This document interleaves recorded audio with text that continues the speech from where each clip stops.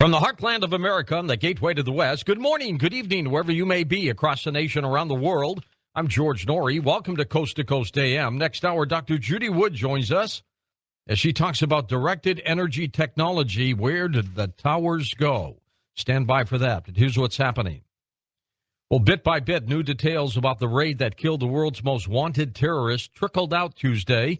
Unexpectedly high temperatures caused a lumbering helicopter carrying elite commandos to make a hard landing. A woman killed in the raid is believed to have been the wife of a courier whose trail led to Osama bin Laden. And as Navy SEALs swept through the massive compound, they handcuffed those that they encountered with plastic zip ties and pressed on to pursue their target, codenamed Geronimo. Then, once bin Laden had been shot, they doubled back to move the prisoners away from the compound before blowing up the downed helicopter. The fuller picture of the high-stakes assault emerged as U.S. officials weighed whether to release secret video and photos of bin Laden killed with a precise shot above the left eye. Doug Hagman, who's been monitoring this entire story for us. Doug, I'm told that they may release a photo. It's pretty gruesome. What do you hear? Two different stories. One story that was echoed by Representative King of New York today, saying that his understanding of the photograph was it was not so gory and gruesome, totally inconsistent with the information that was recently released, that there was a gaping wound to the front of the forehead. So there's currently different stories right now with respect to the photographic documentation that could be released. And the Taliban now, they're casting suspicion, Doug, on the announcement of bin Laden's death, saying that they won't believe it until they have seen proof or received confirmation from their sources close to him. Well, indeed, and I have to say that it's interesting because we're monitoring the Arabic language side of this as well, and there is a lot of information on the by individuals who are known reliable posters saying that they don't believe that this occurred in the manner in which we are stating it occurred, and in fact they believe that Osama bin Laden was not present at that compound. Whether or not, of course, that is true, it doesn't matter to what we believe; it's what they believe, and that's the important thing we have to remember. Okay, Doug, thanks. Doug's website, part of coasttocoastam.com. Our poll, we've got 15,000 of you who've already voted on our Insta poll, which simply says, should Osama bin Laden's body have been buried at sea? You can go and see the results right now. But 42% of you, 42% say the body was not bin Laden and that the burial at sea is part of a cover-up. 42%. As a matter of fact, I was on WGN television this morning in Chicago talking about this poll, and pretty astounding numbers. Several states have started reassessing their medical marijuana laws after stern warnings from the federal government that everyone from licensed growers to regulators could be subjected to prosecution. The letters from U.S. attorneys in recent weeks have directly injected the federal government back into the debate that has for years been progressing at the state level. Warnings in Washington state, for example, to veto a proposal that would have created licensed marijuana dispensaries. Chris Conrad is a court-qualified expert witness on cannabis and a curator of the Hash Marijuana Hemp Museum in Amsterdam. He's on the line with us right now. Chris, let me ask you, this story's incredible, where it looks like the federal government is beginning to flex its muscles. States seem to be backing down. Yeah, this is a constitutional crisis in effect, at least, because since the founding of the United States, the states have had sovereignty to write their own laws. And last year, the Supreme Court acknowledged this when it refused to hear the San Diego versus California case here. So then for the feds to start making these threats against patients and providers is nothing new, but to go after state healthcare workers, that is a new level of intimidation. It sure is. In your opinion, Chris, what's going to happen to this railroad of trying to get marijuana legalized in many states? Is it going to stop? Actually, I'm hoping that this will be seen as a challenge to the states to make Obama do the right thing, demand that the federal government live up to the promise of the Ogden memo of recognizing states' medical marijuana laws, and to try to get the DEA to reschedule medical marijuana, or maybe even this could be something that could help jumpstart the drive to get marijuana out of the drug schedule and treat it more like alcohol, which I think is more appropriate anyway. All right, very good. Thank you, Chris. Sony CEO Howard Stringer faced harsh criticism of his leadership after the consumer electronics conglomerate revealed hackers may have stolen the data of another 25 million accounts. This is on top of the 77 million and a second massive security breach. A Southern California family returning home after church found their 6-year-old dog covered with bee stings, convulsing in the backyard. The 40-pound dog named Inu died minutes later near the hive under the eave of the family's home. He had been attacked by 25,000 bees. Sherry sent me this email today of a great story, and I want to read it to you. Listen to this. Back in September of 2005, on the first day of school, Martha Cothran, a Social Security school teacher at the Robinson High School in Little Rock, did something not to be forgotten. On the first day of school, with the permission of the school superintendent, the principal, and the building supervisor, she removed all the desks out of the classroom. When the first period kids entered the room, they discovered that there were no desks. Miss Cothran, where are our desks? The kids asked. She replied, you can't have a desk until you tell me how you earn the right to sit at a desk. Well, they thought, maybe it's our grades, they said. No, she said. Well, maybe it's our behavior. She told them, no, it's not even your behavior. And so they came and went the first period, second period, third period, still no desks in the classroom. By early afternoon, television news crews had started gathering there in her classroom to report about this crazy teacher who had taken all the desks out of her room.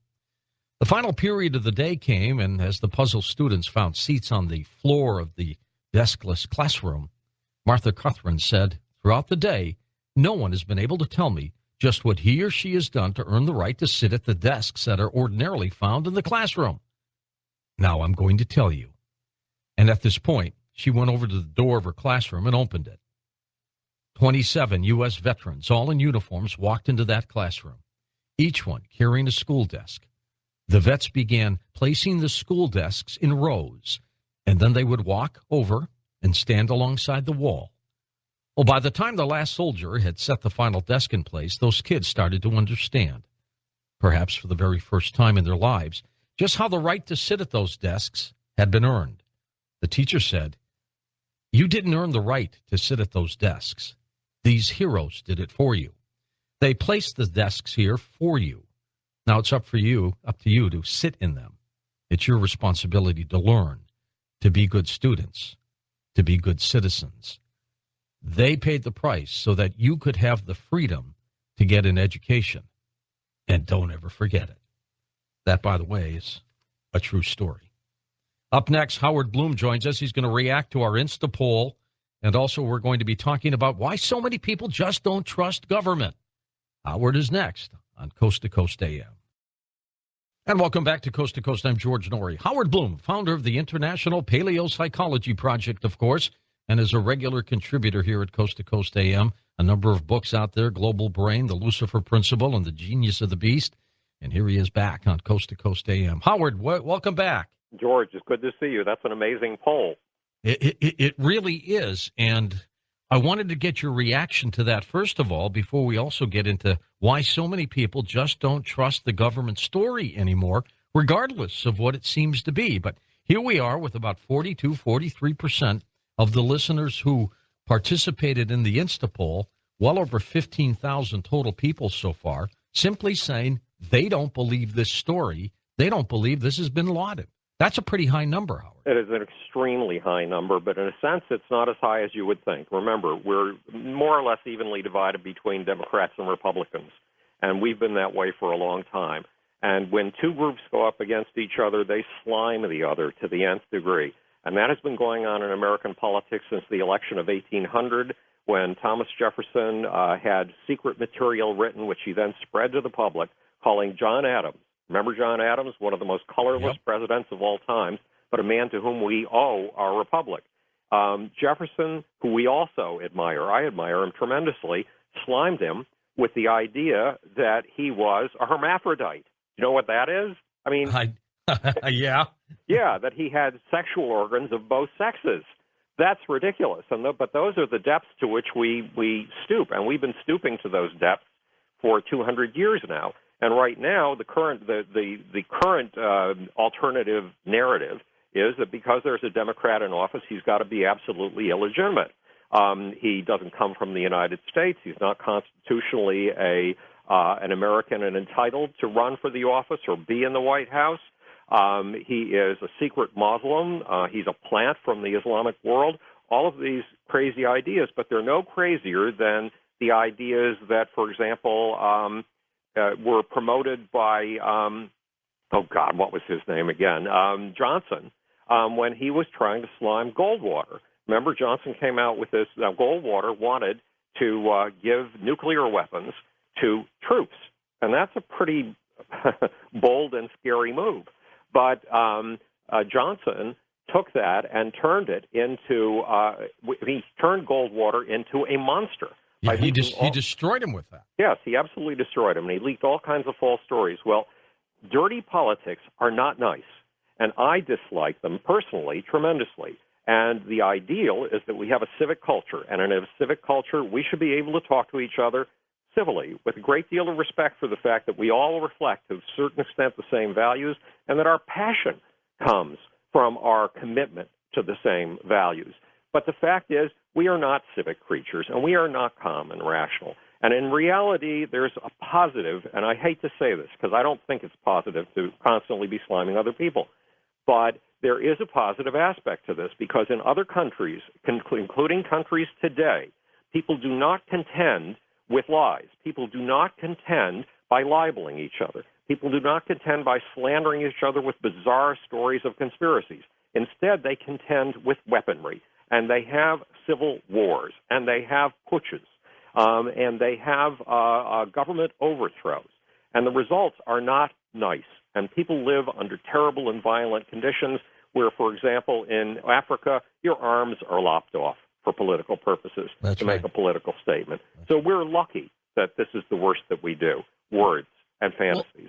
Well, Howard, my head tells me we got bin Laden. Our great Navy SEALs did what they had to do, mission accomplished. But there's a part of me that says maybe we didn't. What took them so long to get him? What, why is this going on now? Maybe he died a long time ago. Why did they bury him at sea so quickly? Where's the proof? They still haven't released anything yet. They're debating whether to do it. And I strongly suspect that they should not release a photo. I think that now Obama made a statement last week about leading from behind, and that statement was snapped up immediately and used against him. But this is one instance where leading from behind is a tremendous advantage. If we are to put out a picture, one of the reports, as you just pointed out in your own broadcast, the facts are still trickling in. We don't know all of them. But one of the reports says that this man was shot through the center of the head and part of his skull was blown off. Yeah. Now, if you saw a picture of that and you were a Muslim, you would be so furious for good reason. It would be ridiculous. And it would bring out the worst in you, absolutely the worst in you. And frankly, you and I, if we were in that position, would not be able to help it. We would be infuriated. So releasing a picture is the worst thing that we can do. Burying him at sea so there is no body is the best thing we should do. One thing we have to learn from the Arab street revolts, which you and I have talked about, is that when you have a body and you can have a funeral, you have a casus belli, you have a trigger with which you can bring people pouring into the streets. Martyrdom does something remarkable to people's gut instincts, and it fuses them together in anger against whatever group has done this to us. And if we were to rouse that kind of sentiment with this killing, which was a necessary killing, we had to get rid of this man, unfortunately. But if we were to rouse that kind of anger in the Islamic community, it would be devastating for us. It would mean that al-Qaeda would win. It would mean that al-Qaeda would grow in strength. It would mean that the ideas that Osama bin Laden stood for, the ideas of violence and terrorism and killing men, women, and children, but especially women and children, those ideas, we would simply be driving them further home. So Obama's instinct, which seems to be to always stay in the rear, allow other people to take the lead, allow other people to look as if they are doing the leading, when in fact you are leading from behind. His reticence, his degree of composure, which can sometimes be a great disadvantage when we don't see his emotion. Right now, it is leading him in the right direction. Please do not show us those photos. But could this backfire, Howard? And by that I mean, can the Taliban and those militants simply say, he's not dead, don't worry, and let that fester through the young I mean, look community? what happened. There was a national hero once upon a time. The Rome or England had lived under British control or it was the other way around. Sorry, Britain had lived under the control of the Roman Empire for a long time. Then the Roman Empire began to crumble. And when it crumbled, the Romanized Britons were left all on their own against the barbarians. And they weren't able to handle themselves. The barbarians were far stronger than they were. They were used to civic peace. They weren't used to making war for a living, which is what the barbarians did. And a national hero arose to defend them. And they needed that national hero so badly that when he died, they would not believe in his death, and they believed he would come back. And his name was King Arthur. Well, this is how legends are made, and it's a part of the mythic process that's built into our bones, that's built into our blood. So when you take out the hero of another group, you know you're in for trouble. But you also know something else, that war is a difficult matter, and in war, it's the group that is willing to endure and persist the longest that wins. And sometimes in a battle, by killing somebody you need to kill, and I hate the fact that we have to kill anybody, George, anybody at all, even Osama bin Laden. But when you take out a member of the other group, you know that you can rouse a fury that is going to come at you like a tidal wave. And you have to be prepared to live through that fury and come out on the other side and to last longer than your opponent. Government mistrust. Why don't people believe in government? Well, and when I say that, and I'm saying most of the people, there are some people that do, obviously. Well, you know this better than I do because you host some of the leading conspiracy theorists from time to time. Mm-hmm. But why in the world do we fight for freedom of speech? Why in the world do people like you and me fight for freedom of speech? I think we've both fought for freedom of speech in our time. We do it so that alternative narratives can flourish. We do it so that we can look at things with a critical eye. We do it so that we can entertain our fantasies and then try to root them in reality and see if they fit the facts. And that's how humans learn things. And societies learn things by having many people with many different points of view who test those points of view. And some points of view turn out to be accurate in the end, and some points of view turn out not to be accurate in the end. But without that testing, a society is dead in the water. A society is brain dead. And one of the reasons democracy is winning right now, to the extent that democracy is the word on the mouths of the people in the street revolutions in Egypt and Tunisia and even Syria, is that in a democracy, our ability to contest things and criticize things and present alternative interpretations of things makes us as a society smarter. So you think that in terms of belief in government and not, that it's probably healthy? It is very healthy for us to distrust the government as long as we trust it enough to do the things that are necessary to execute, to make our society run. We are willing to go to work every day. We are willing to be productive. We are willing, and we are very willing to do this. We are willing to give to each other. We are willing to care about each other. We are willing to uplift the fallen, as we did in New Orleans, as we're doing right now in the South. When other people are up against an adversity, the rest of us rush in to help them. As long as we manage to maintain our civic virtues and do the things that allow a society, the kind that you and I believe in, a society of freedom of speech, freedom of belief, and respect for each other, as long as we're able to do the necessary things, a certain element of disbelief, even as an entertainment, is a valuable thing. And Howard, let's take some phone calls when we come back. What's new with you these days? What projects are you working on? Oh, I'm working on my next book, The Genius of the Beast. The current book is The Genius of the Beast. There's a racehorse in in Dubai. There is a racehorse in Dubai named the Beast. He's named after the genius of the beast because the chief counselor to the sheikh who runs Dubai got hold of the genius of the beast, read it, got up in front of the Arab Business and Economic Forum, told them, you must read this book to understand the future of the Arab business world.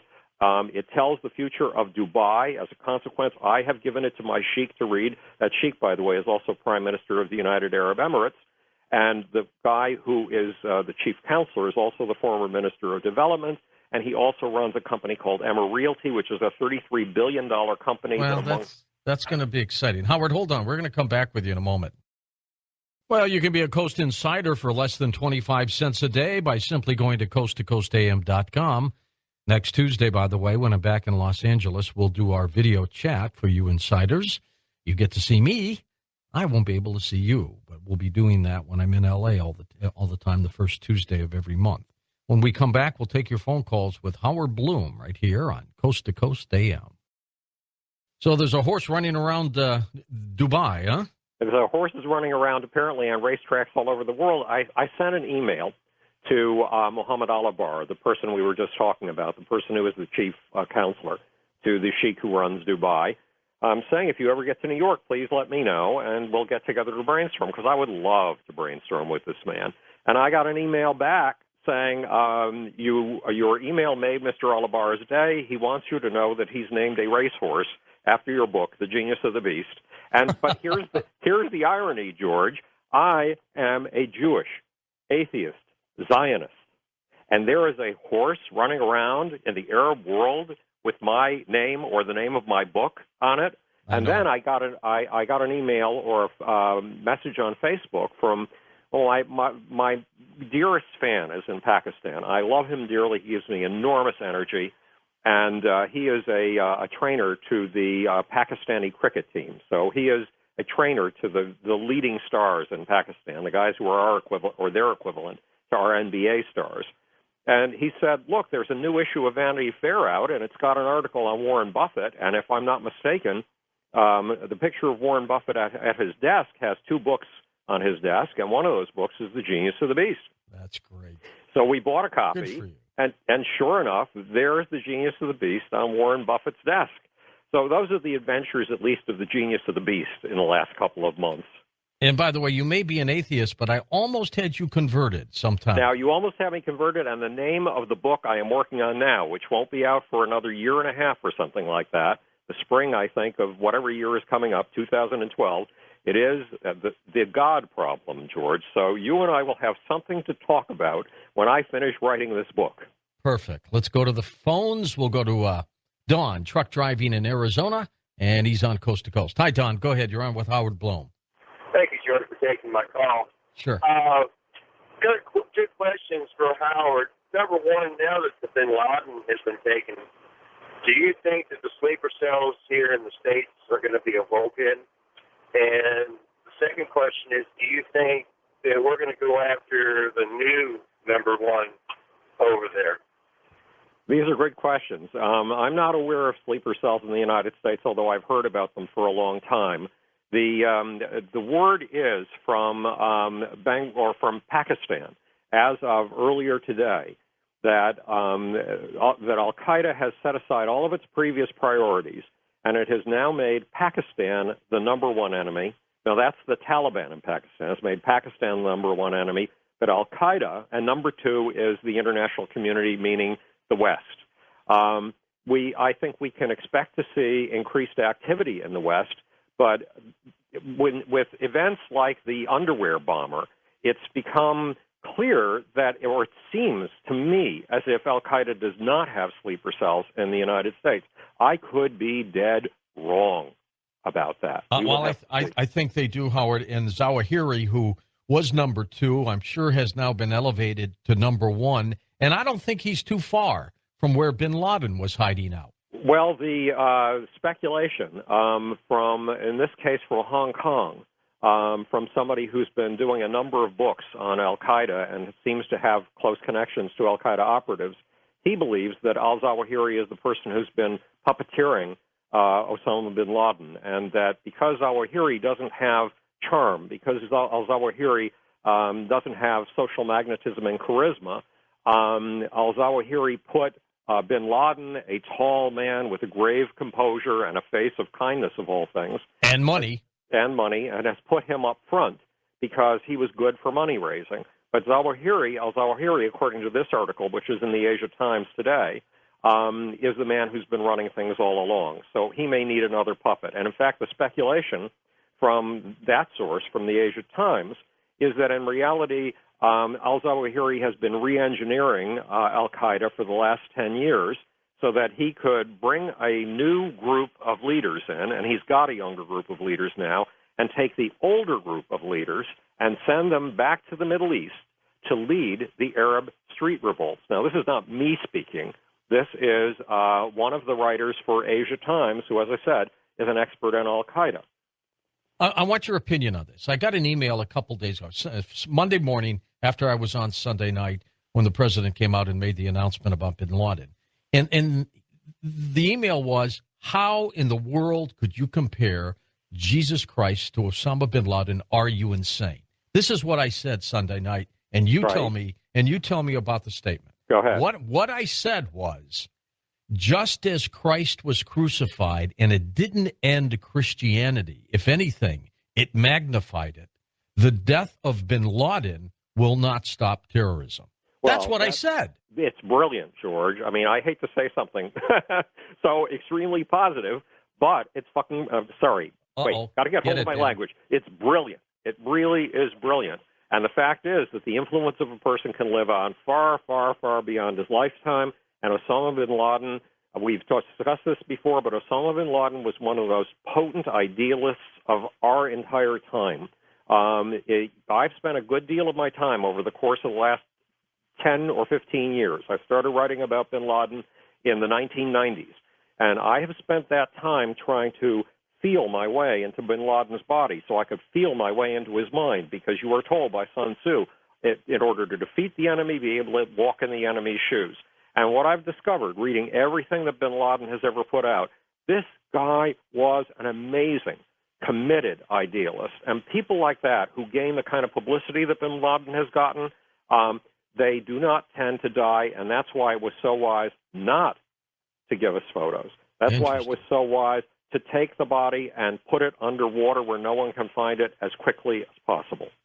Well, in making the assumption they did get him, then government knows they got him. They probably are saying, who cares what other people say? Let's go to first-time caller Ernest in Washington, D.C. Go ahead, Ernest. Hello, George. Thank you for taking my call. Sure, thanks. I just wanted to say to your guest that I'm not buying the Osama story, and these are the reasons why. Okay. Many officials in the past have said that he was been dead for years. Another reason is that when they buried him, they claimed that was keeping the Islamic tradition, but you come to find out hours later that was a violation of Islamic tradition. There's another reason why I'm not believing it, and that's because Pakistan has blockaded America's supplies for the past week, and America has not been able to get supplies into Afghanistan. So I believe that America decided to end the charade and to come up out of Pakistan or even start a war with Pakistan because of the blockade. All right, let's get your point on this, Howard. And let me ask you this.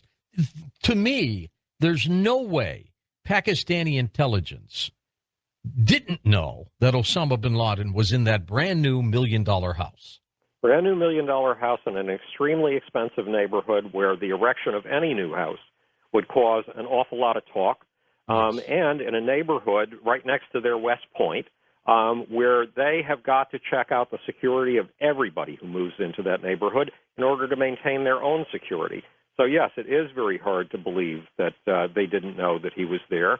But there's another story, and again, this is from the Asian press, and it's that the Pakistanis were led in on this raid. There was a raid on January 25th in, of all places, Abbottabad, the very, very same town. It's a city of 100,000. Mm-hmm. And that raid was conducted in order to get the Bali bomber, the guy who bombed a resort in Bali and killed 200 people several years ago. Well, that operation took place successfully on the 25th, and it was carried out by the Pakistani military with the Pakistani intelligence service, the ISI. Now, when America, according to this story, when America went to the Pakistanis and said, we're going after another spot in Abbottabad, and we want to use the helicopter base that you've allowed us to use in Pakistan in order to get there, the Pakistanis assumed that this was a mop-up operation, that they were going in to get the associates of the Bali bomber. not that they were going in to get Osama bin Laden. So according to this story, the Pakistanis were in on it, but they didn't have a clue as to who the target was. And according to other stories, the SEALs, until the last minute, didn't have an idea of who they were going after.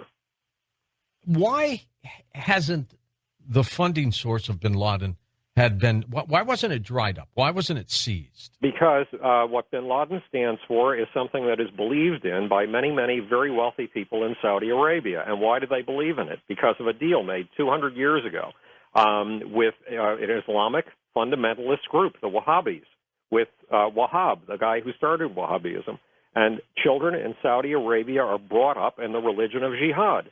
They are brought up with the idea that any unbeliever is unclean. And that the world will not be complete until the entire world is liberated to the truth and justice of Islam. Now, if you believe that, remember, idealism is something that you have, I have, we all have it. And you, as an idealist, would want to give your money to the one guy who is doing the most to bring the truth, justice, and light of the only true God to the rest of the world. And you might well choose as that instrument Osama bin Laden, who was pure in his idealism. Let's go to Kevin, St. Paul, Minnesota. There you go. Hi, Kev. Hey, hi, guys. This regards the question of whether people trust government or not. And let me just start off by just correcting a little something that Howard said. We're not actually split between Democrats and Republicans.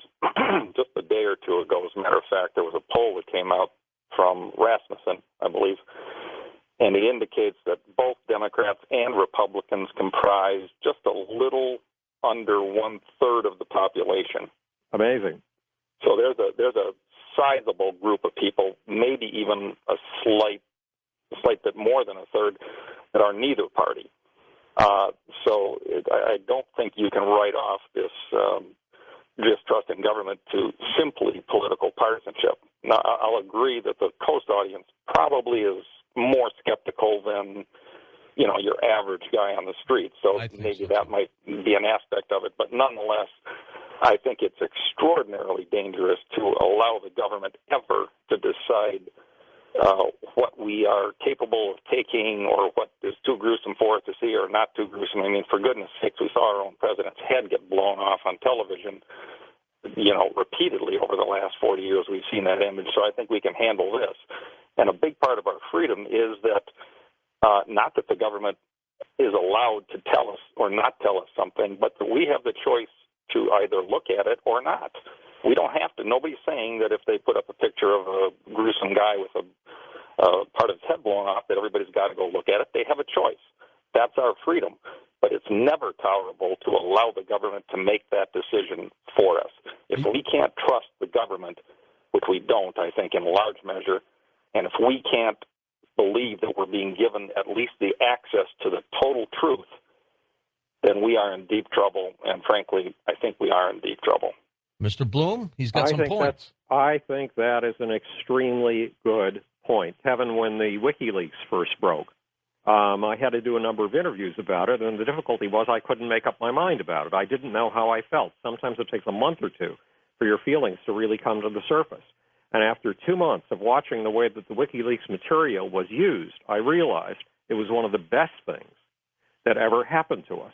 Truths were being told to us that had been suppressed for a long time and that we needed as citizens to know in order to make judicious decisions, in order to make appropriate choices about things. So, I mean, the fact that the person who is responsible for the WikiLeaks is in jail under bizarre conditions is really abhorrent and goes against everything that America stands for, Bradley Manning. So your point is one of those points I have to think about, but it strikes me as being correct because you're right. We can't trust the government to withhold facts from us and be a nanny government or a daddy government. Ultimately, the daddy and the nanny is us. I want you to interview me for your new book on God, by the way. Are you interviewing for the job of God? No, far from that. Oh, well, we'll interview you for the Archangel George. I'd be lucky to invited to sit at the table with them, believe me. Let's go to Scott in Columbus, Ohio, east of the Rockies. Hey, Scott, go ahead. Thanks, George. Sure. I was just wanted to point out another big thing that happened on that day. You guys are talking about Obama being the martyr. We had another saint, actually, that was, I guess you could say, in a way, martyred that same day. I don't see any coincidence there. And I wanted to ask, what do you think about the grandchildren that were killed in Libya? And is there any, do you think, any effort underway by the administration to kind of cover that up? Thanks a lot, George. Okay. And I guess he's talking about Gaddafi's. Right. Well, step one is that you don't know what's true with Gaddafi and what is not. Talk about distrust of authorities. Gaddafi is really an authority to distrust.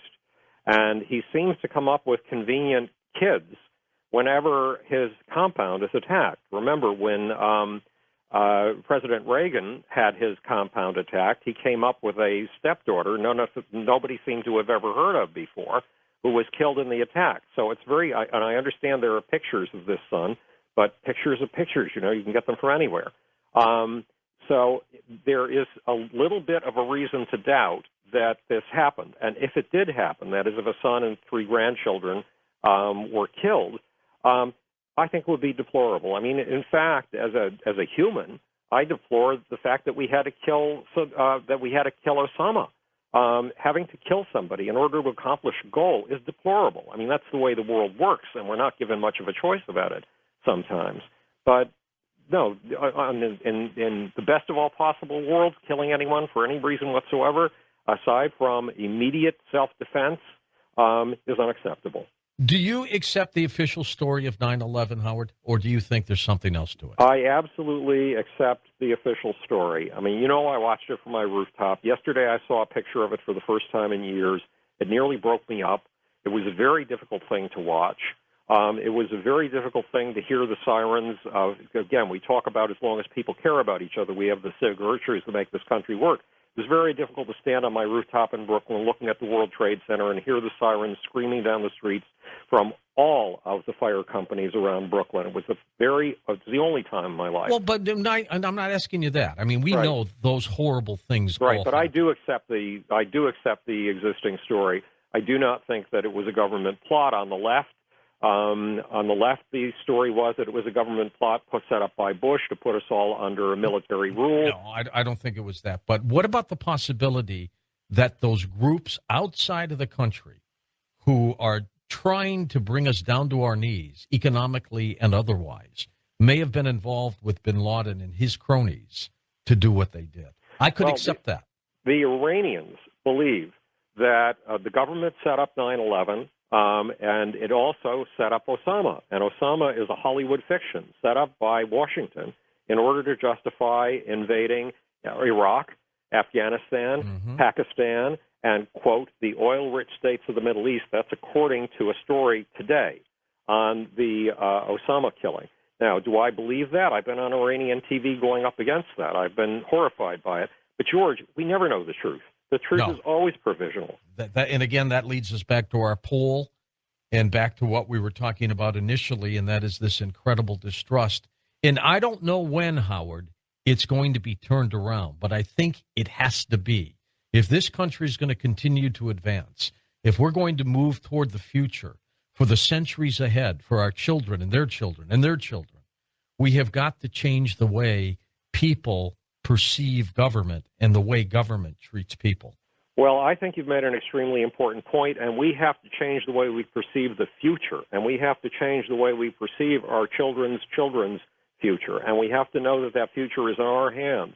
And unless we look at the future resolutely and move toward it, we won't have that future.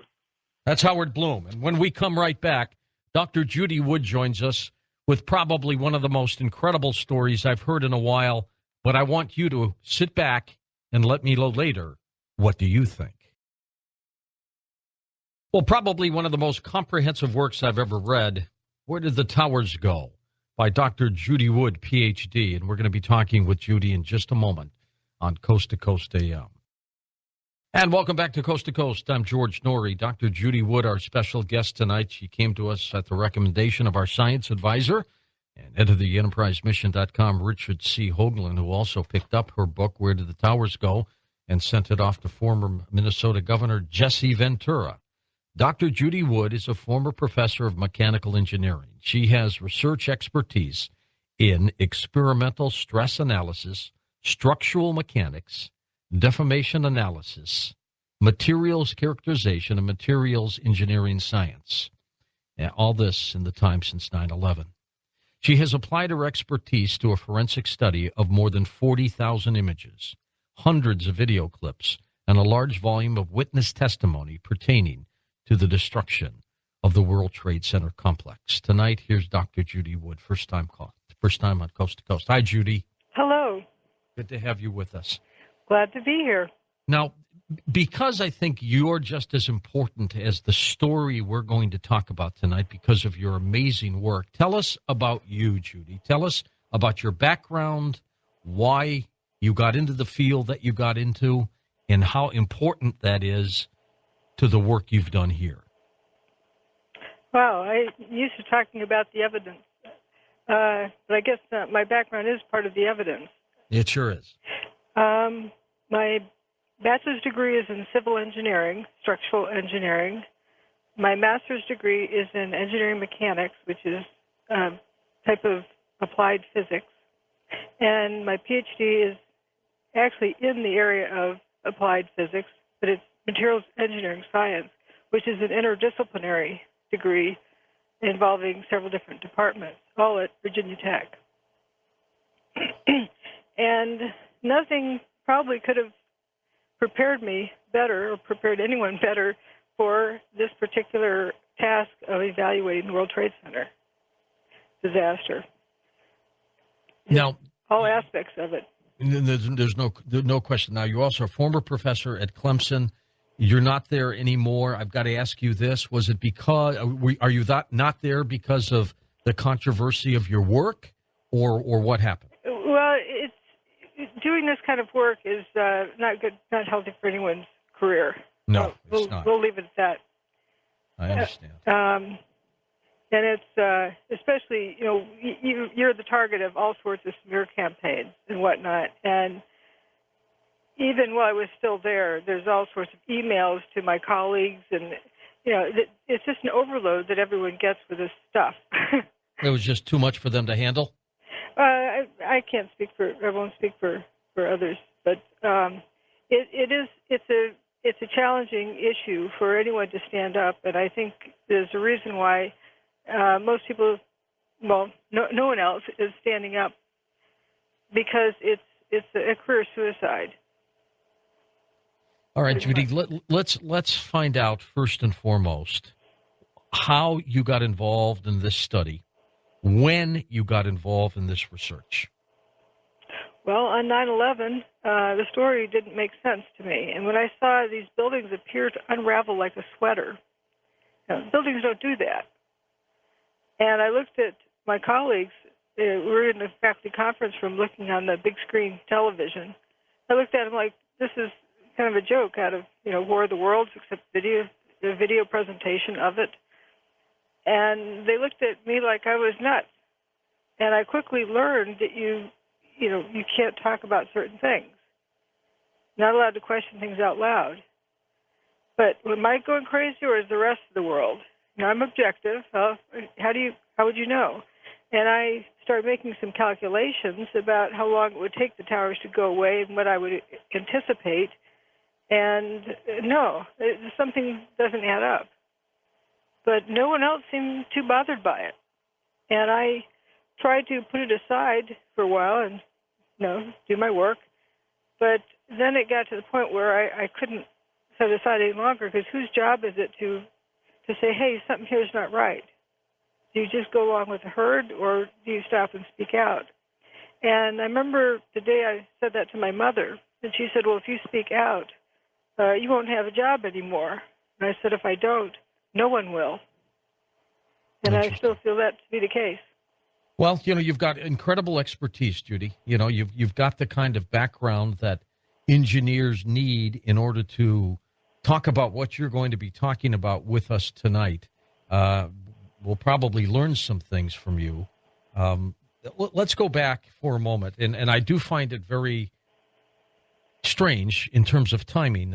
You're on with us at the point where Osama bin Laden apparently has been shot and killed, which occurred Sunday into Monday, and we'll get into that a little bit later on as well. I remember my daughter calling me on that day saying, "Dad, you've got to watch television," because I had just done my St. Louis late night talk show, and I was sleeping, and she woke me up, and I turned on the television set, and sure enough, saw the tragedy of the second plane hit one of the towers, and I couldn't believe it. And at that time, they were talking about some 30,000 people trapped in the building. Thank God there wasn't nearly that amount of people there. And I just sat there in awe, Judy. But the thing that I found strange for me, and this is from a broadcaster, not an engineer by any means, was the ease at how these buildings fell apart. You don't like to use the word collapse. We'll talk about that in a moment. But they just seemed to crumble. And then the other one crumbled. And then the World Trade Center Tower 7 crumbled and was never hit. And all that to me was very bizarre. No question in my mind. I saw planes hit them. But I didn't understand how buildings like that could crumble so fast. And as we discuss this tonight, I want to make it perfectly clear of your deepest condolences as well as ours to the victims, the family members, and everybody involved in this horrible, horrible episode. We're not here to talk about that. We're here to try to get some additional answers to a story that just obviously doesn't seem to go away. It's been 10 years since the tragedy, almost, of 9/11. And at this point, when you talk to people, Judy, what do they say? I mean, do they take the official story? Are they a little suspect? What do you hear? It matters on where they're coming from and how comfortable they feel speaking out. There's how I feel about these events is that there's an official story and there's always another story. That when the official one no longer works is a backup one. And neither one are the actual story. There's always another story if you look at events over time. But people tend to go along with whoever's around them. So if you get someone by themselves and they feel it's okay to voice their opinion and say, well, I don't think something's quite right, then they're open to listening to what you have to say. All right, so the story is the planes hit the towers, they burned, the steel beams burned, and the weight of the building just toppled down on every floor, and down it came. As an engineer, give me your thoughts on that. Well, the official story being about this pancaking down business, if you think of the timing, it's 110 stories. And the ground shook on the North Tower for 8 seconds. Think of these floors pancaking down, slapping together, boom, boom, boom. Clap your hands together for each floor pancaking down. Mm-hmm. How many times can you clap your hands in 8 seconds? Not 110 times. No. No way. So another way of thinking of it, turn the towers on their sides and have a runner running at world record pace. Well, he can't even keep up with the unraveling of the building. It's incredibly fast. And then where's it left? The biggest thing that hit me was, where did it go? Where'd the buildings go? There's nothing much left. There's a few beams here and there, a few columns, but it's pretty much at ground level. What was it, pulverized? It it dustified. And I have this unique vocabulary. I get a lot of grief for it, but it's actually more scientific than assigning a name of a known phenomena to an unknown characteristic that you come across. So, for example, smoke. Smoke is what you get from fires. If you don't know what this stuff is in the air, don't call it smoke. Let's call it fumes because it's the generic term for something. Sure. Something hazy in the air. Well, for the buildings, we don't know. This is a new process we haven't seen before, so I call it dustification. The building turned to dust. They both did, didn't they? Not both. There was, let's see, building 1 turned to dust, 2, 7, 4, 3, most of 4, 3 in the middle of 6. Now, what would turn something like that into dust? That's a good question. I mean, let's rule out a plane hitting the building should not turn the buildings into dust, correct? Correct. What about some kind of controlled demolition? It doesn't turn the building to powder either. They just collapse, right? They turn to powder in midair. You could see images of a piece of steel flying through the air, melting like ice cream, trailing dust, and there's nothing. They hit the ground. There was some residue of thermite found. What is it, and what does that mean? Thermite is basically rust and aluminum powder. Well, the building was made out of steel, and if you turn it into dust in midair, that dust is going to rust by the time it hits the ground. The buildings were covered with aluminum cladding, and if you turn that into dust, you have dustified aluminum and dustified steel. So if you look at the dust that's around on the streets, if you don't have those components in it, you have something more seriously wrong. So it's something you would really expect. But also, if you think about what thermite is, what does it do? It melts things. It has a tremendous amount of heat for a short period of time. The buildings didn't melt. They didn't burn up. They didn't crash down. They turned to powder in midair. Yeah, no, thermite can't do that. Did anybody report any explosions or sounds like that? Yes. Yeah, some things going boom. Bombs go boom, but not everything that goes boom is a bomb. Right. Think of an egg in your microwave oven. A raw egg in the shell. Yeah. It'll go boom. It'll go boom. But it doesn't mean it has explosives in it. But if you turn a building to dust, at what time do you turn it to dust? Do you start weakening the material and it just starts coming apart? Well, you have water tanks in the building. You have air tanks, pressurized air. You have all sorts of other types of pressure vessels. And we do have eyewitnesses at ground level who witnessed Scott packs exploding. The air tanks that the firefighters wear to fight fires so they can breathe clean air right. were seen exploding, sitting on fire trucks. Judy, as we get into this, and let me ask you this now from the outset: are you saying that the planes that hit the towers, the two main towers, and I'm still debating what might have hit the Pentagon? Are you saying though that the planes that hit the towers might have been just a diversion, just something for people to see? Planes cannot turn buildings into powder in midair.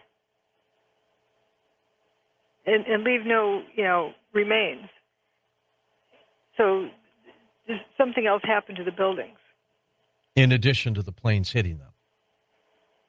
Well, planes cannot cause buildings to turn into powder in midair.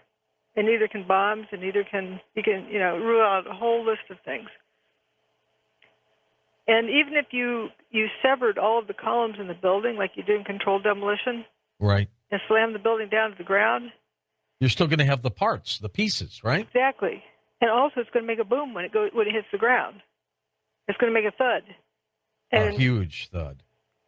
And there was not a significant seismic signal that would be consistent with that size of a building hitting the ground.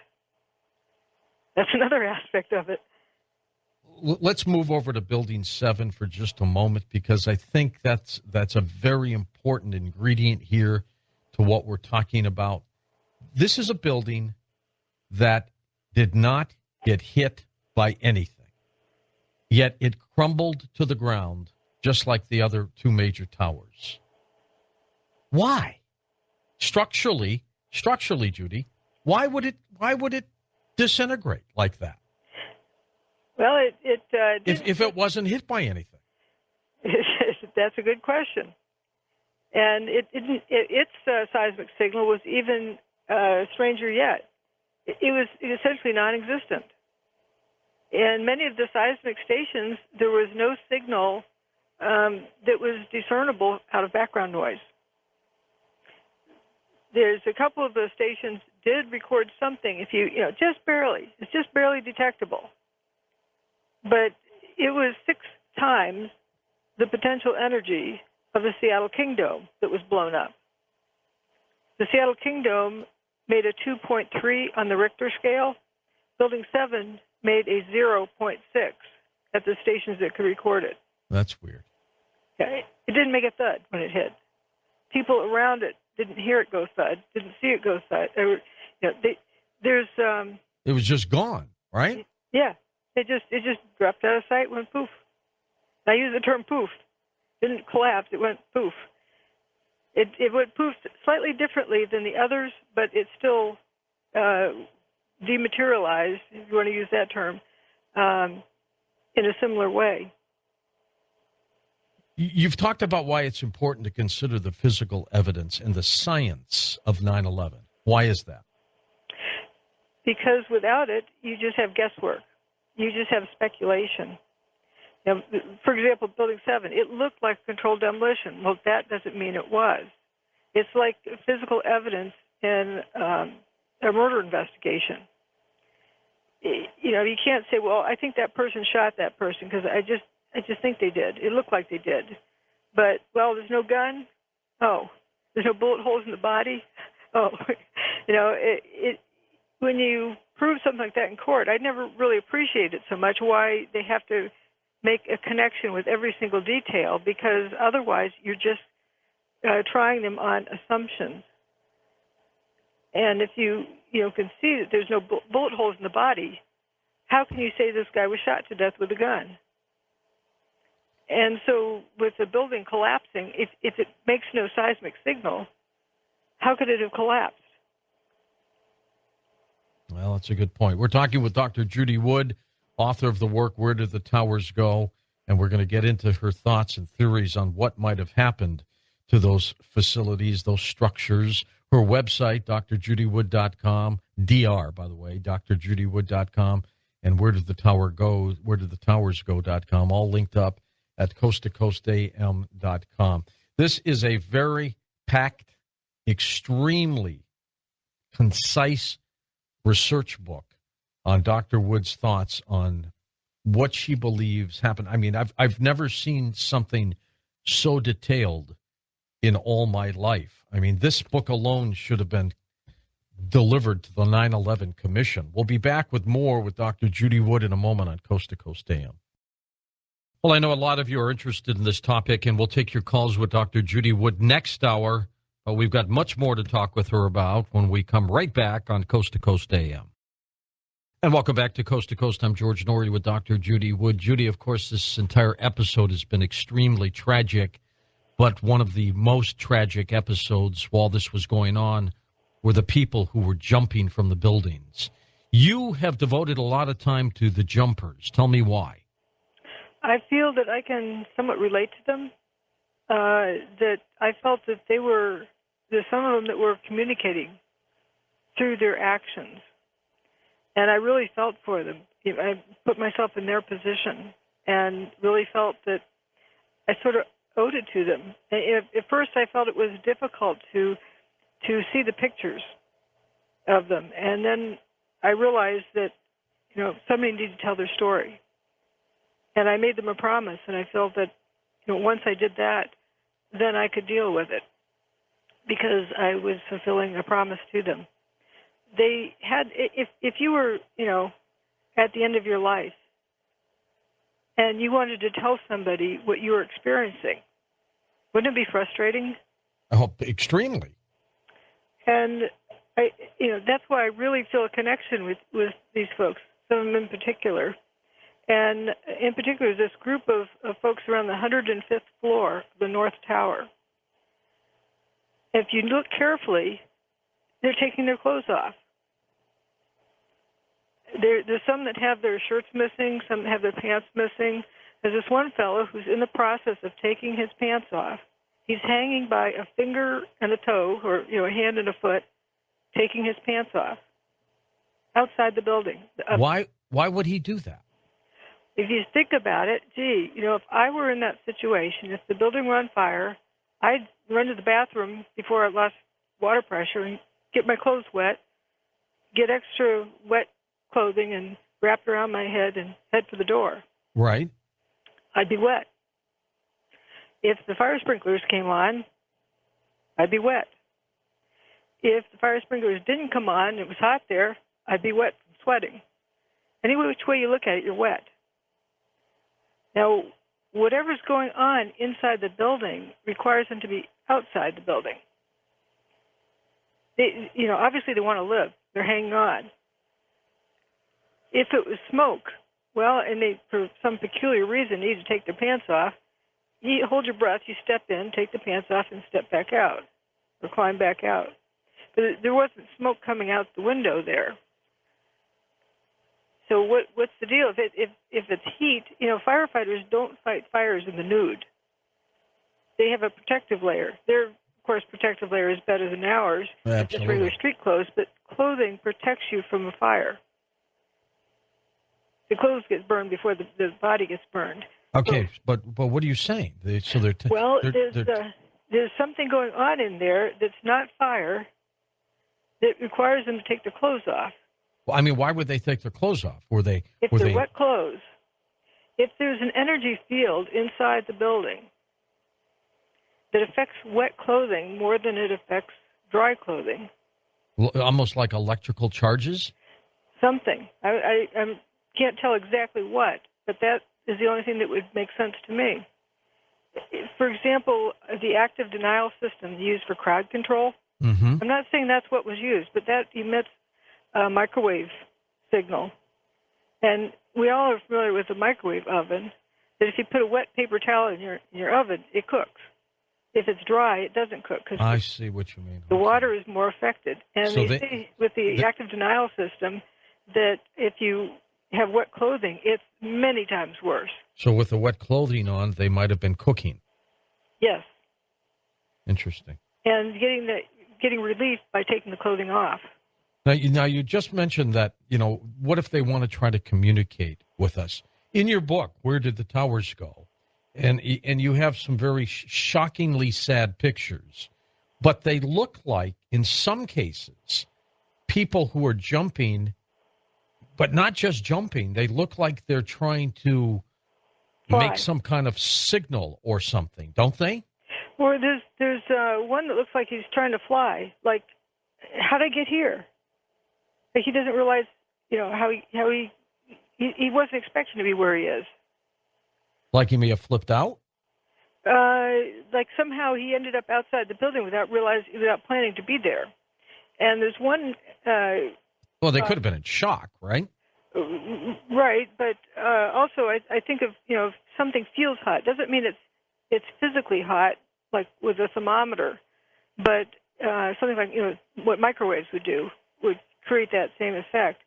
That if your hand is on a hot burner on the stove, you don't sit there and think about if you're going to take it off or not.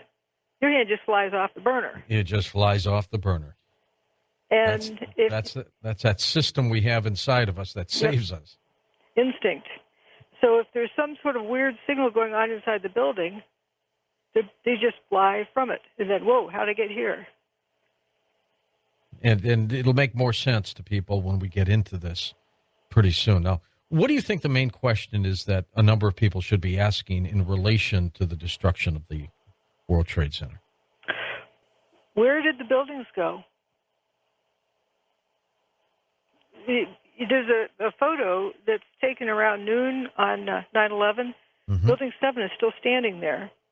And you can see it in the background. The picture is from West Street down at the Liberty Street intersection. Now, this is not the helicopter shot that you have on your cover, right? No. Okay. This is one at ground level, and there's several of them, like the ambulance picture. There's an ambulance that was parked in front of Tower 1 on West Street. Okay. And Tower 1's not there anymore. But the ambulance is there. Tower 1 is gone down to the ground. But the ambulance is still there. And the ambulance is still there. That's strange. That should have been obliterated too, don't you think? Yeah, if you have this air, whooshing out, didn't it blow the ambulance away? Why isn't the ambulance crushed? There's a lot of questions like that. And if you have the book there, page 191, there's a picture. I also sent into Lex. Yeah. And he's got some clips that you sent him too. That image, right, where it's an elevation map of what was left afterwards, and with a ghost image of what should be there. Yeah, okay. You just can't account for the missing material. But the most amazing part of it is those two little pimples where there's an arrow that points that people survived here. Yeah. And there was just blue sky above them. They weren't crushed. And that's right under the tower. Yeah, in the third floor. I've got some of the quotes of the folks who were in that zone in Stairwell B at the start of the chapter. They were just in amazement. They were calling for their buddies, help. And he said, we just kept telling them we're in Stairwell B. I remember everyone had the same exasperation I did. We must have told them 100 times. B stairwell, second floor, third floor. North Tower, B stairwell, second, third, fourth floor, North Tower, stairwell B, North Tower. Where are you? North Tower, stairwell B, second, third floor. You could hear they didn't understand where we were either. I'm going, my God, aren't you guys listening? And they said, where's North Tower? Jeez. From the outside, it looked like nothing was left. There's this little pimple there. And another one said, I looked and said, guys, there used to be 106 floors above us, and now I'm seeing sunshine. There's nothing above us. That big building doesn't exist. The pile of rubble that fell from all those floors should have been 200 or 300 feet tall, shouldn't it? Yes, not ground level. No, you're right. And I never thought of that. And I'm sure a lot of people didn't at the time. They're so involved in this horrible tragedy that you don't think, where is all this stuff? And the thing about people is when they have questions, they keep asking until they get an answer, whether or not it makes sense, and then they run with that answer. And on the next day, one day afterwards, there's a unique ABC video. I sent an audio clip to... this is the one with Jennings talking to yes. Stephanopoulos? Okay. Yes. I don't know if you can play that or not. Not on the air, but it's on our website. Okay. It's where Peter Jennings, who's in the studio, asked George Stephanopoulos on the site, where's all the rubble? Where'd the rubble go? And Peter Jennings says, well, I've been asking folks that, and one of the workers said it all fell down to the ground, then was pulverized and evaporated. That's also what a lot of people have been saying about the plane that supposedly hit the Pentagon. Where did it go? It's just, you get a small hole there and a lot of questions. Okay, now let's go through some of the main phenomena that you found as you did your research. Well, I'd say the biggest thing where I started was with the bathtub. The bathtub is this water retaining wall around the base of the towers. They were actually built in the Hudson River, and sort of a dike built around them to hold the river out. All right. The basement is about 30 feet below the water table. So if you have these 500,000-ton buildings each 500,000 tons, crashing down on the bathtub, they damage it. They should have smashed it. Right. And flooded all of southern Manhattan and all of the subways and the path train tunnels. But they didn't. They couldn't have crashed down. Now, the weight of alone would have crushed it, right? Right, with the debris slamming down. With that force. Correct. Almost like a tsunami of rubble, but it never happened. Right. But 2 days later, they had the earth-moving equipment coming in to help clean up, and that equipment damaged the bathtub wall. Huh. Why did they also come in and take some of the metal girders away so fast? We're told that. We're told that that's what happened. We're told it was all shipped to China, or someplace like that. But you look and you say, did they ship it by noon on 9/11? Because the material is gone by then. All right. Well, let's get into this now, Judy, and let's get into it in a big way. If you don't think the planes alone brought down the buildings, that there weren't bombs there or some controlled demolition, what the heck do you think would have caused the pulverizing of those buildings? Well, I had gone through all the evidence first, and I think that's important to let the evidence lead the way. Someone who taught me well gave me this motto: empirical evidence is the truth that theory must mimic. So we must start with the evidence first, not the theory. And so many folks, for example, the smoke.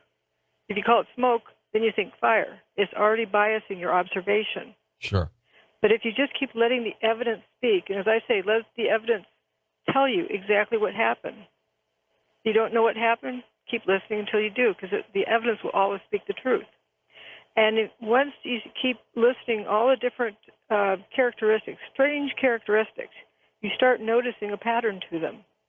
And after I had discovered all of these characteristics and listed them, I just happened upon this blog of someone, and wow, they had reproduced every single one of the same phenomenon I had seen. And I thought that was mighty strange. That was the blog of John Hutchison. I know John. And it was amazing, the similarities. I'm not saying this is the Hutchison effect. What I'm saying is the same mechanism involved. You do the same things. And what I call fuzzy blobs, he even has a name for it. Carl, he calls it. With his, so he's seen the same things. And the thing that scared me the most about, I saw this ongoing effect, and someone who'd written up something on John's work also stated that the more mass involved, the less it would be self-quenching, that it wouldn't stop, it would keep going. And I've seen evidence of that too. The ongoing, fuming for months and months mm-hmm. and years. And just as of 1 month ago, I think it was, they finally got Bankers Trust down to ground level. They've been taking it apart all this time. Yeah. The subtitle of your book is Evidence of Directed Free Energy Technology. If you look at the cover of this book, that's probably the most important thing that people should note from this. You look at it, and everyone who is aware of the event that day, which is essentially everyone on the planet,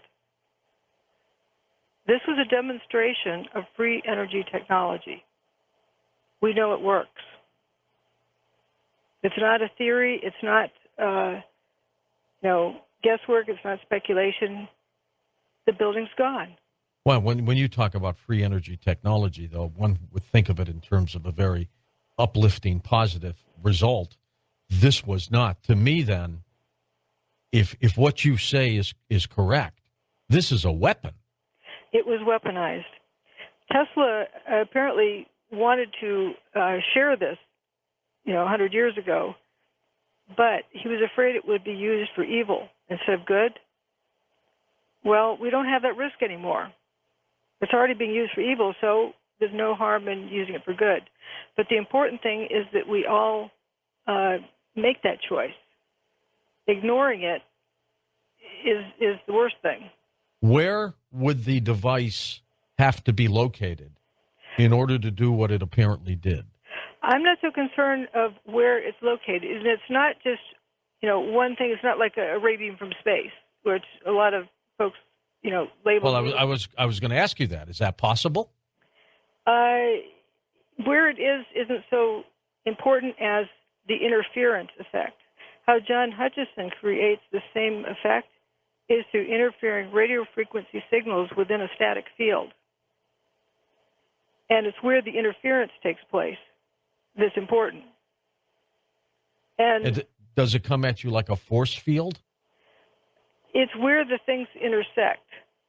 And how I came to that, well, my background is in interferometry. That's my area of expertise. What the heck is that? Interference of energy fields.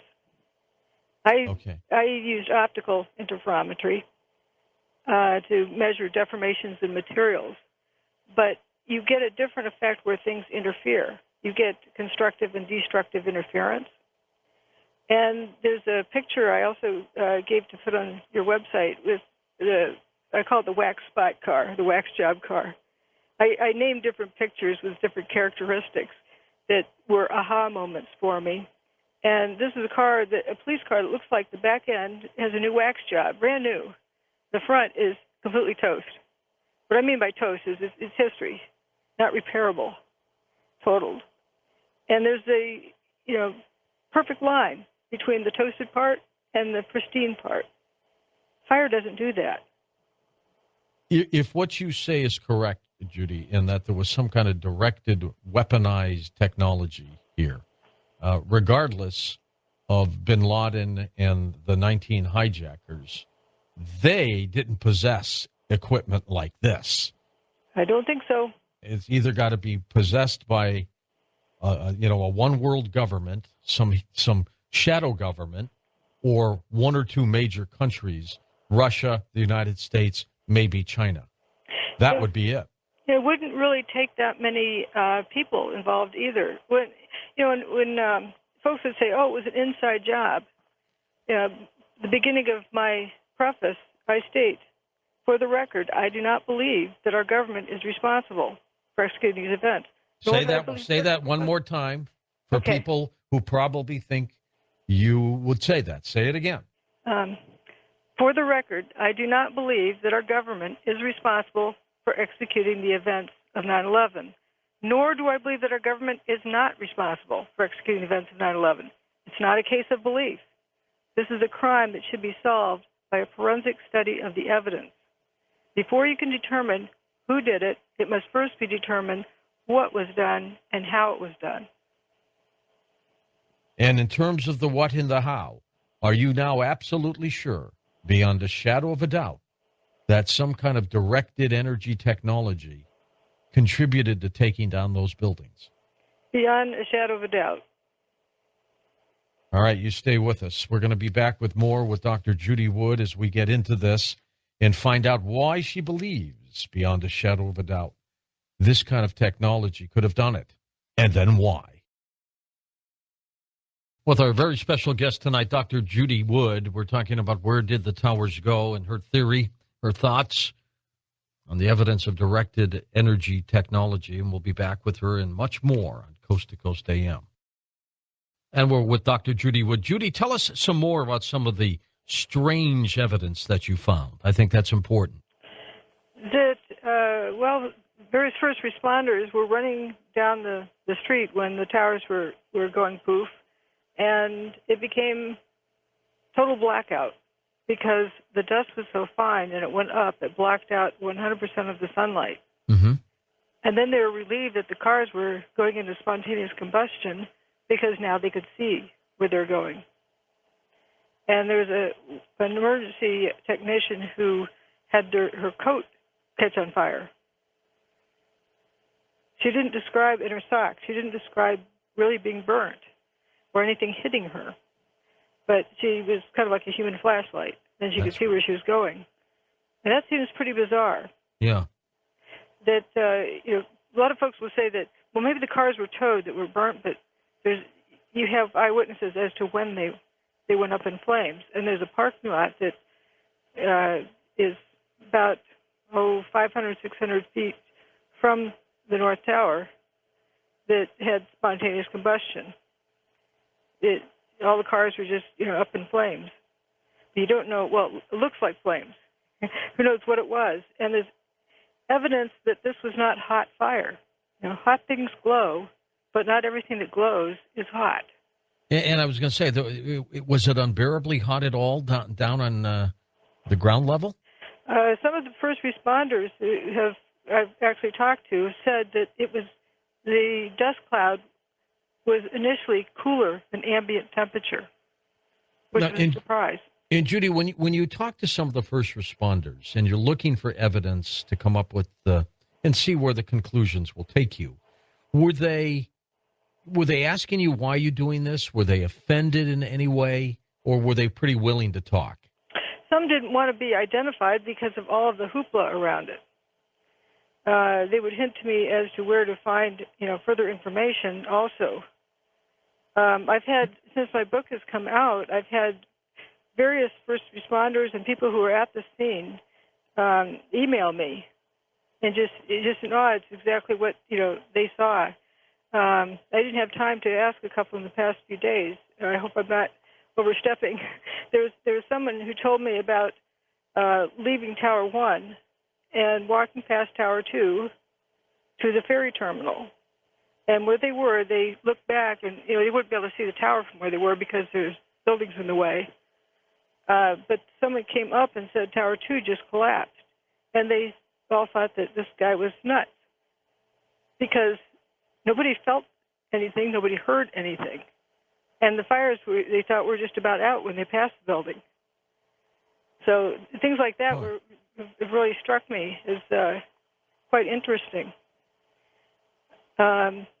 Did any of the responders tell you that they were baffled, that things were strange down there?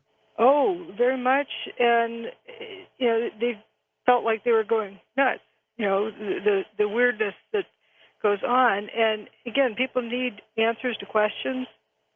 And if they've not seen something before, they try to make it into something they have seen before and try to make sense out of something that is crazy. Like one fellow who left Tower 2 just before it went poof, dove under an emergency vehicle, the first responder, and thought that he was buried because everything went black. But then when the dust cloud cleared and sunlight came in, it was right above him, sunlight. No truck. No. He thought he was underneath the vehicle, and the vehicle was now gone. Wasn't there some kind of a unit on the top of Tower 2 that was falling, and then it just simply disintegrated? The top of Tower 2 kind of tipped over and stopped tipping and just turned into powder. And, just poof, off it went. It shrunk down at the level where they had the hole in the building, like around the 78th floor where the damage was. From there up, it tipped over, and then it kind of shrunk up and turned to powder before the rest of the building went away. And where it would have fallen, had it fallen down, it would have landed on Tower 4, or Building 4, which is a 9-story building. And that building disappeared. The main body of Building 4 is just gone. Yeah. And the north wing remains as though an X-Acto knife sliced it off. And you could look in on people's desks and see what was in there. Have you seen any evidence like this anyplace else?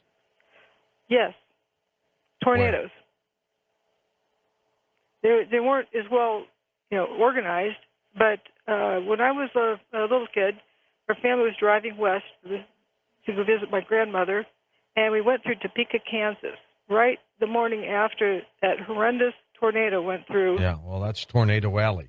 And there was this apartment building, I'll never forget. It was sliced in two, and half of it was gone. And what was left, you could look in and see that somebody had their bed was still made, the white bedspread, and it had magazines on the bed, some books on the dresser, and some clothes hanging in the closet.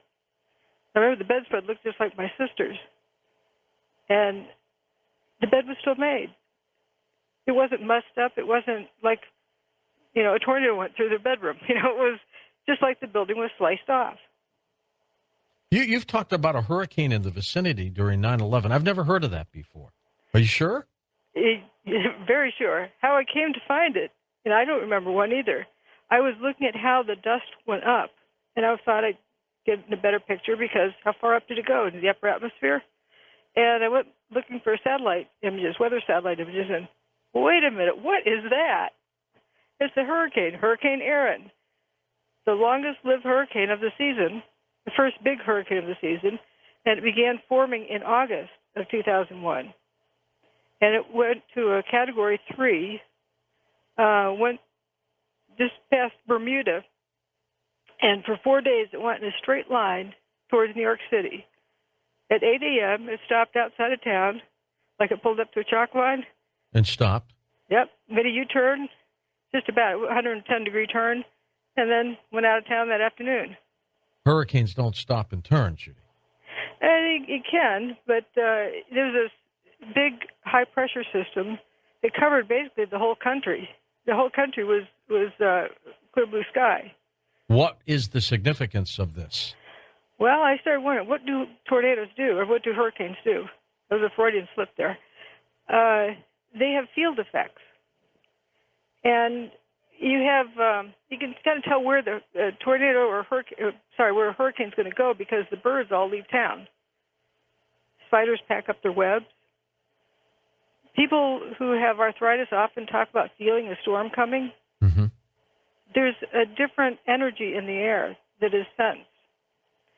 And it is a distinct electrical energy that's outside of the outer bands of the hurricane as it's approaching.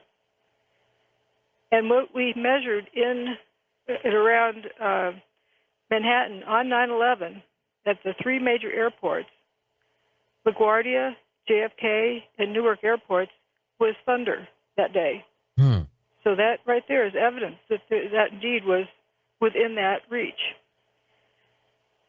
Well, let's look at what else happens with hurricanes and tornadoes. These torsional kind of weather systems. There's a picture in my book, also on my website, of a car sitting on a fence, a wooden fence, underneath the roof of a house. The car is not damaged. It's not scratched up. It didn't tumble there. It had to have levitated there and then come to a gentle rest, right balanced on this fence. And I think what a lot of people have seen before, cars sitting in trees or sitting on telephone poles in a similar way. And we assume that, a tornado sucks them up and drops them there, or a big wind, blows them there. Sure.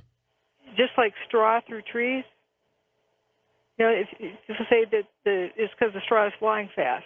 Well, it doesn't make the straw infinitely stronger than the tree. Why is the straw embedded in the tree? And there's also got a picture of a 2x4 through a palm tree, and another one of plywood through a palm tree, big sheet of plywood. You start looking at the similarities of the effects seen on 9/11 with the similarities with the Hutchison effect, where that same type of physics, you can call it Tesla technology. Tesla, yeah. Whatever name, a lot of people have different names for it. There's great similarities. Well, how does John Hutchison create those same effects? He has a Tesla coil or a Van de Graaff generator to create a static field, and within that interferes a radio frequency signal. Well, we have a static field.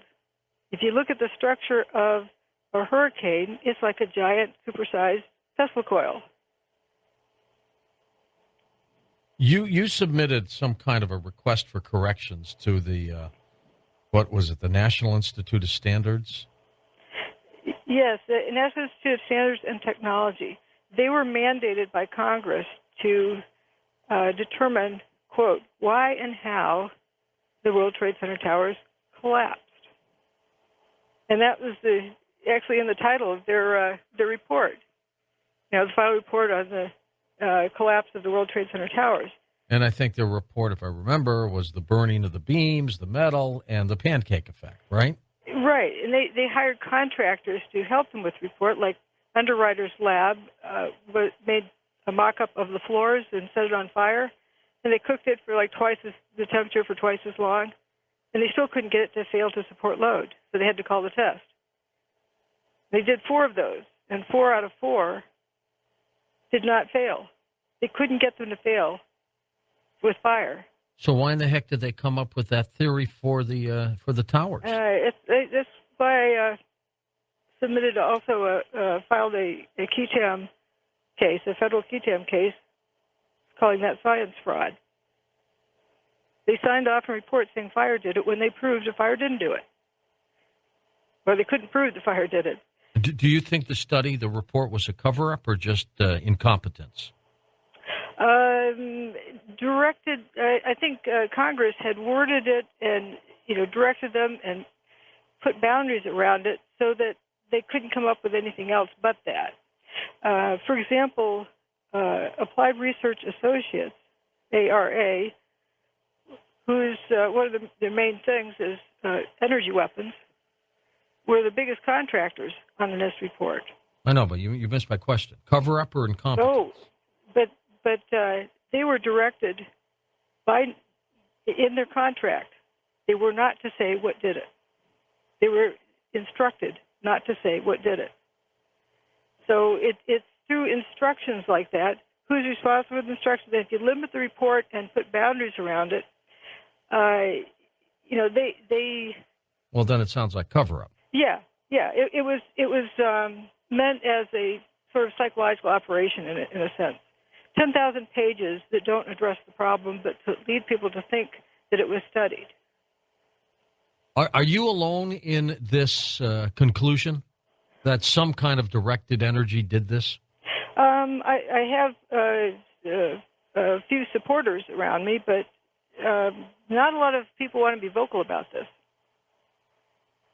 Well, they just, there's that small group of the 9/11 truth seekers, but other than that, most people just don't want to hear about it anymore. I mean, right now, the world's hoopla is over bin Laden's death and what's going to happen, whether there's going to be any retaliation.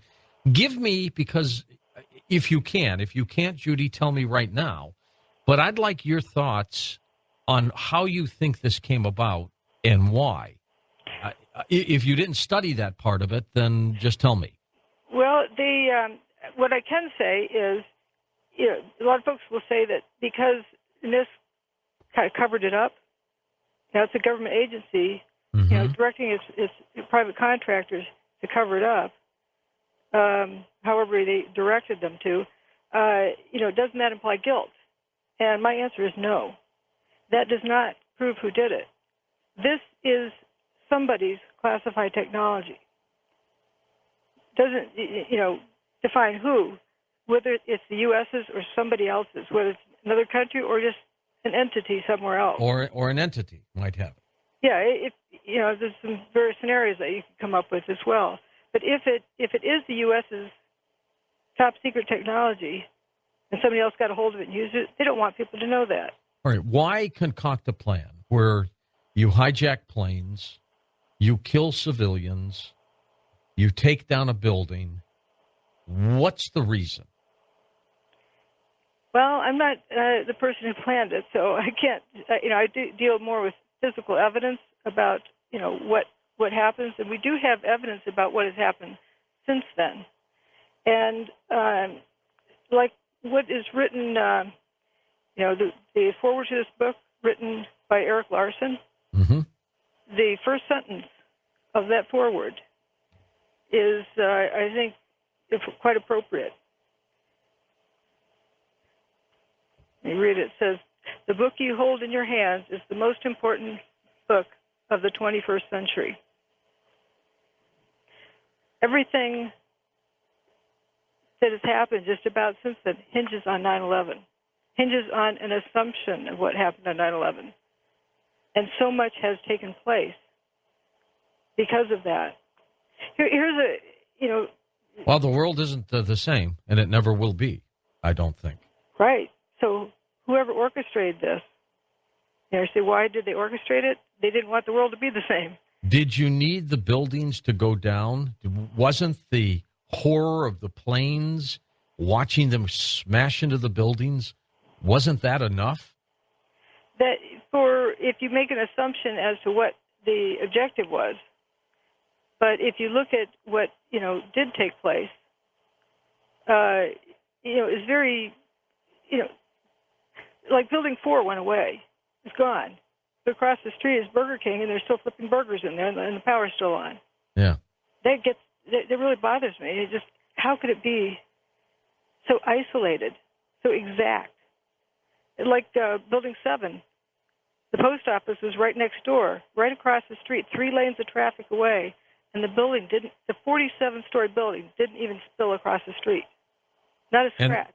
And that post office building, I assume, still there functioning, right? It didn't even get a scratch on it. Yeah, that's strange. You would have thought that there would have been a lot of collateral damage there. If you have a building collapsing down, like from controlled demolition, you have pieces that go flying at pretty big speeds, and you would have a lot of pockmarks all over. Well, and that's controlled demolition. Right. If this was supposed to be a tragic, horrible situation, if it wasn't controlled, bricks, glass, this should have scattered everywhere. Right. If it was bombs in the buildings, I'm saying if you had stuff shooting out, or if it was even just a gravity collapse. I went through the calculations of all of the air having to escape out of the building. At the rate in which the building went away, the air would be having to escape in excess of Mach 2. So you are saying, don't let me put words in your mouth, that there's some entity, something, somebody, some group that has weaponized directed energy technology, and they have the capability of aiming it at structures, bridges, and taking these things down. Yes. That's kind of frightening. And is another scenario for people say, well, of course the U.S. did it. And here's my, I would say no. Here's my counter to that, saying, let's say you're a group of 5 people, and you want to take over the U.S. Well, you walk in the front door, here we are. The U.S. military is going to get you. You're not going to get very far. That's right. So let's say you have this technology, you poof the towers, and you get all of this mayhem going. You get this truth movement started that starts causing this distrust in the U.S. government, and they start, tearing up the country from within until the country wants anything but its own government. Interesting. Let's talk more about that, Judy. We'll talk more about that when we come back, because now you're onto something. And our special guest tonight, Dr. Judy Wood, as we talk about her work, Where Did the Towers Go? We'll be back with Judy in just a moment on Coast to Coast AM. Back to what you were saying, Judy, and so whatever group has this device uses it to cause chaos from within, hires a bin Laden and his group of cronies to do what they do for the image, for the look, and then they start to eat and whittle away at a very powerful nation. Possible? Very possible. That look what happened. I believe in looking at the evidence, and that's what the evidence shows. Kind of frightening, isn't it? But let's look at the good in this. And I'll read something from near the end of my book. It was inspired by a blogger named Stephen Warren, and I've added to that. We stand at the dawn of an entirely new age. By all evidence, man has in his hands a method of disrupting the molecular basis for matter and the ability, very possibly, to split the earth in half on a moment's notice. The technology demonstrated on 9/11 can indeed split the earth in half, or it can be used to allow all people to live fruitful, constructive, and non-polluting lives through their use of free energy. He who controls the energy controls the people. Control of energy, depending on what that energy is, can either destroy the planet or sustain the planet. But we have a choice, and that choice is real. We can live happily and fruitfully and productively, or we can destroy the planet and die. Every last one of us, along with every living being on this planet. The important thing is for us to realize we have a choice and to help others realize that choice is ours. Can this technology cause earthquakes? Yeah, but earthquakes are already there anyway. Did it cause these last ones most recently? I don't believe so. And it's, I'd have to see some pretty good evidence of it. But earthquakes are kind of normal, especially along that line. Japan was sort of due for an earthquake.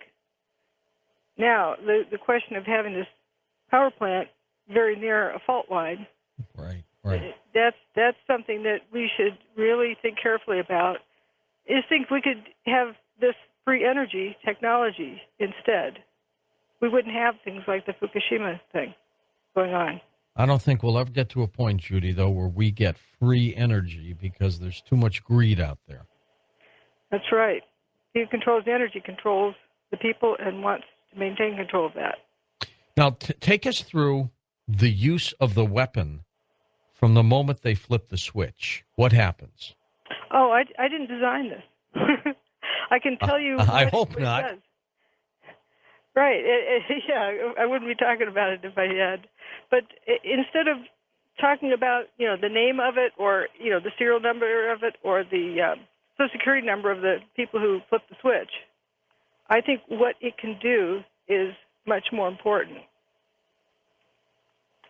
But, but what is it acting on? Particles in the atmosphere? Vibration? What does it do? It affects the molecular structure of matter. It's akin to also cold fusion. It's a kind of a derogatory name. Low energy nuclear reaction, I prefer to call it. It got a whole lot in common with that. And to take down a building, you've got to really kick up the juice, right? Not necessarily. That's another myth. Really? How come? If you have free energy technology, you don't need to worry about kicking up the juice, about plugging something into, the wall socket. If you think about a tornado, where does that energy come from? The tornado comes up sort of out of nowhere. It's out of nowhere. It's out of the atmosphere. It has unbelievable it's all around destructive properties. It takes it. Yeah, it creates something from nothing because it appears to create something from nothing. But I'm sorry, go ahead. No, go ahead. Well, I didn't ask you about HARP. Does that have anything to do with any of this? There's a lot of terms that people like to use. They have, HARP, Nazi Bell, scalar weapons, all sorts of different type of trendy terms for technology. And I think that assigning a name to a technology really pulls a veil of mystery over it. It ends up being like the boogeyman that everything gets blamed on, rather than understanding what it can do. And we all can understand what it can do. And I think that's the most important thing. The term that I would have for this gizmo would reflect what it can do and what it's made of, what it does. And the term I would call that is magnetic electrogravitic nuclear reaction. Interesting. Now, why haven't we seen it turned against us in other regions of the country? How do we know? Well, we haven't seen stories of pulverized buildings. Well, there was one in 1995. What was that? Oklahoma City. Well, and we also have Tim McVeigh and McNichols, or Nichols. What I look at is the physical evidence, and I see cylindrical cutouts in the buildings, the same approximate diameter, and the toasted cars were also present there. Where cars, go into spontaneous combustion for apparently no reason. You have a fire break out on the side panel of a car. Gas tank doesn't explode. Just, strange things like that. All right, but for 10 years, I'm saying, for 10 years since 9/11, we haven't had anything like this happen. Or since then, you're saying, or? Yes. There's other suspicious events like the bridge in Minnesota. where you have every single support give way at the exact same moment. Structural defect. They screwed up the bridge.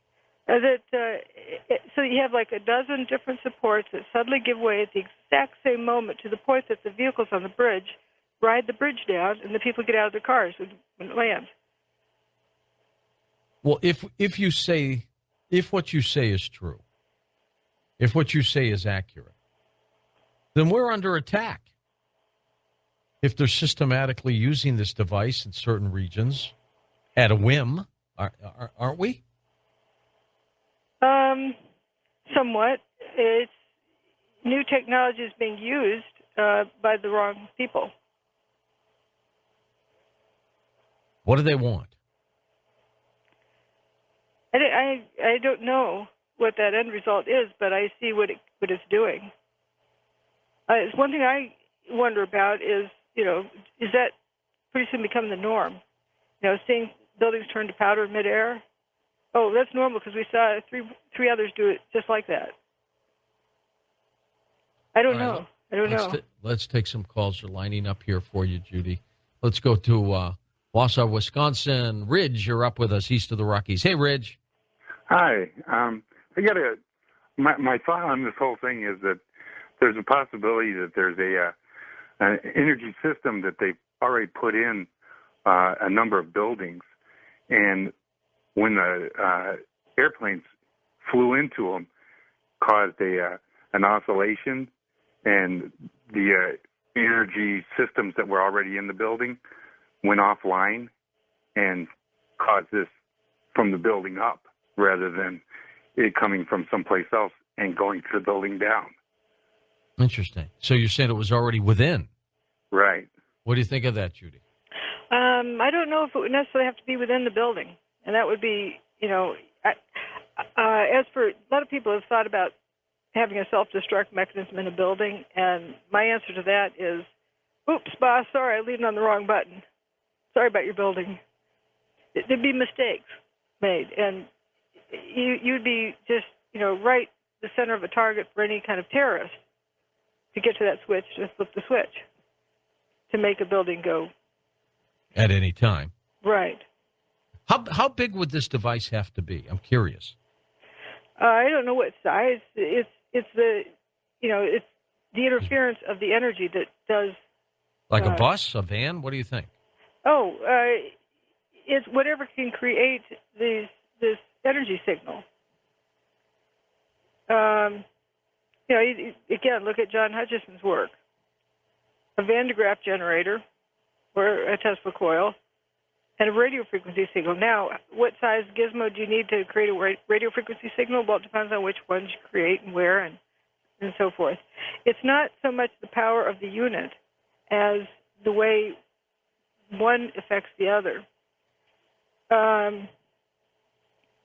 Let's look at how we get alternating current. You move an electrical conductor within a magnetic field and you get electricity. In a way, people could say that's getting something from nothing. It's the interaction of those things that creates the electricity. Richard Hoagland sent your book to Jesse Ventura, who, used to be on the fence about 9/11. He isn't anymore.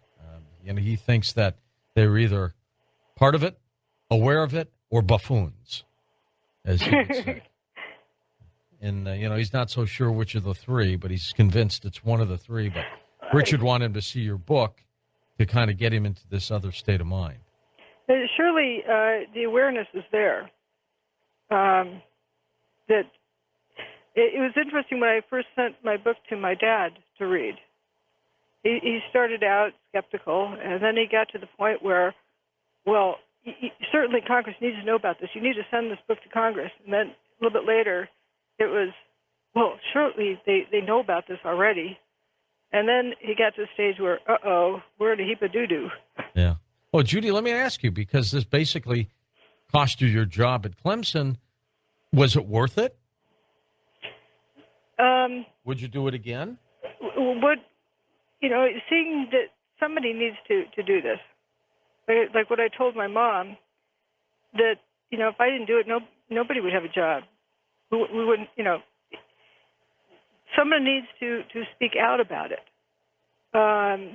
If not, if you put your head in the sand and pretend it'll go away, it isn't going to make it go away. It's going to make it happen more and more. The more people who are aware of it, the more they can help to kind of curb it. See, you bring a new mix to this. I mean, I think similarly to you in that, bin Laden was involved. His cronies were involved. I saw the planes hit the buildings. The thing was a tragic day beyond anything one could imagine. But I've always believed that there was another group involved that brought bin Laden into the picture to do all the dirty work, and that their intent is to topple the United States. I never, ever thought George Bush was part of this at all. A lot of conspiracy theorists believe that. I don't. He may not have been the world's greatest president by any means, but this is one thing I don't think he would have done. How much did Dick Cheney know? How much did other members know and just turn their head? That's a big question. You made the comment earlier about the book. It's something that, should have been given to the 9/11 Commission and so forth. I essentially have done that in filing the federal Keaton case, taking the contractors for the NIST report to court on it. It's basically taking the military-industrial complex to court. I can't prove who did it, but I can prove who helped cover it up. And these people knew otherwise. Like I listed what Underwriters Lab did. ARA, Applied Research Associates, their area of expertise is development and manufacture of energy weapons. See, well, that's interesting. But my biggest concern, though, Judy, of all this has always been Building 7. That, to me, was the juggernaut, the piece of the puzzle that just didn't make sense. It didn't seem to fit. A building that collapses, a huge building that collapses, and is basically not touched at all. A few little fires in it. I mean, it was weird. It was bizarre. And it, basically didn't touch the ground either. There was a few pieces left, but it pulverized as well, didn't it? It appears to have done that all afternoon. You saw fumes coming out of one face of the building until about an hour before its final demise, and then it was pouring out of another side of the building, but not any of the other faces. So you see, you'd think it'd be a traffic jam to get that, if it's smoke, get the smoke out. It would have to be pushing its way out, but it wasn't being pushed out. It was being pulled out, if you can see from the videos. There's open windows on the north face. Stuff isn't coming out that face, but every square inch of the building looks like it's emanating, this dust. And it appears that there's a lot of mass coming out of the building for hours, all afternoon. And then you have nothing much slamming to the ground, signal-wise. All right, let's go to Jeffrey in Davenport, Iowa, first-time caller. Hi, Jeffrey. Thanks for calling. Hi, George. Thank you very much. Sure. I just agree. I feel, I watched the second plane hit the tower. I sat and watched it all day. We have all these conspiracy theories about what has really happened. Everybody has their opinion. But it's just hard for me to believe that people have all these different theories when they just think you should accept the fact that the planes hit the buildings. This is what happened. None of this energy or anything. The planes brought the buildings down. I've watched many different things on TV about how the planes and the metal was melted.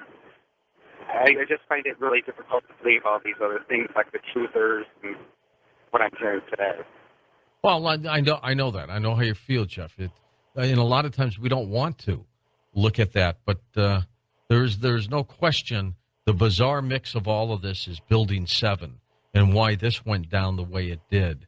That alone, I think, makes everything suspect.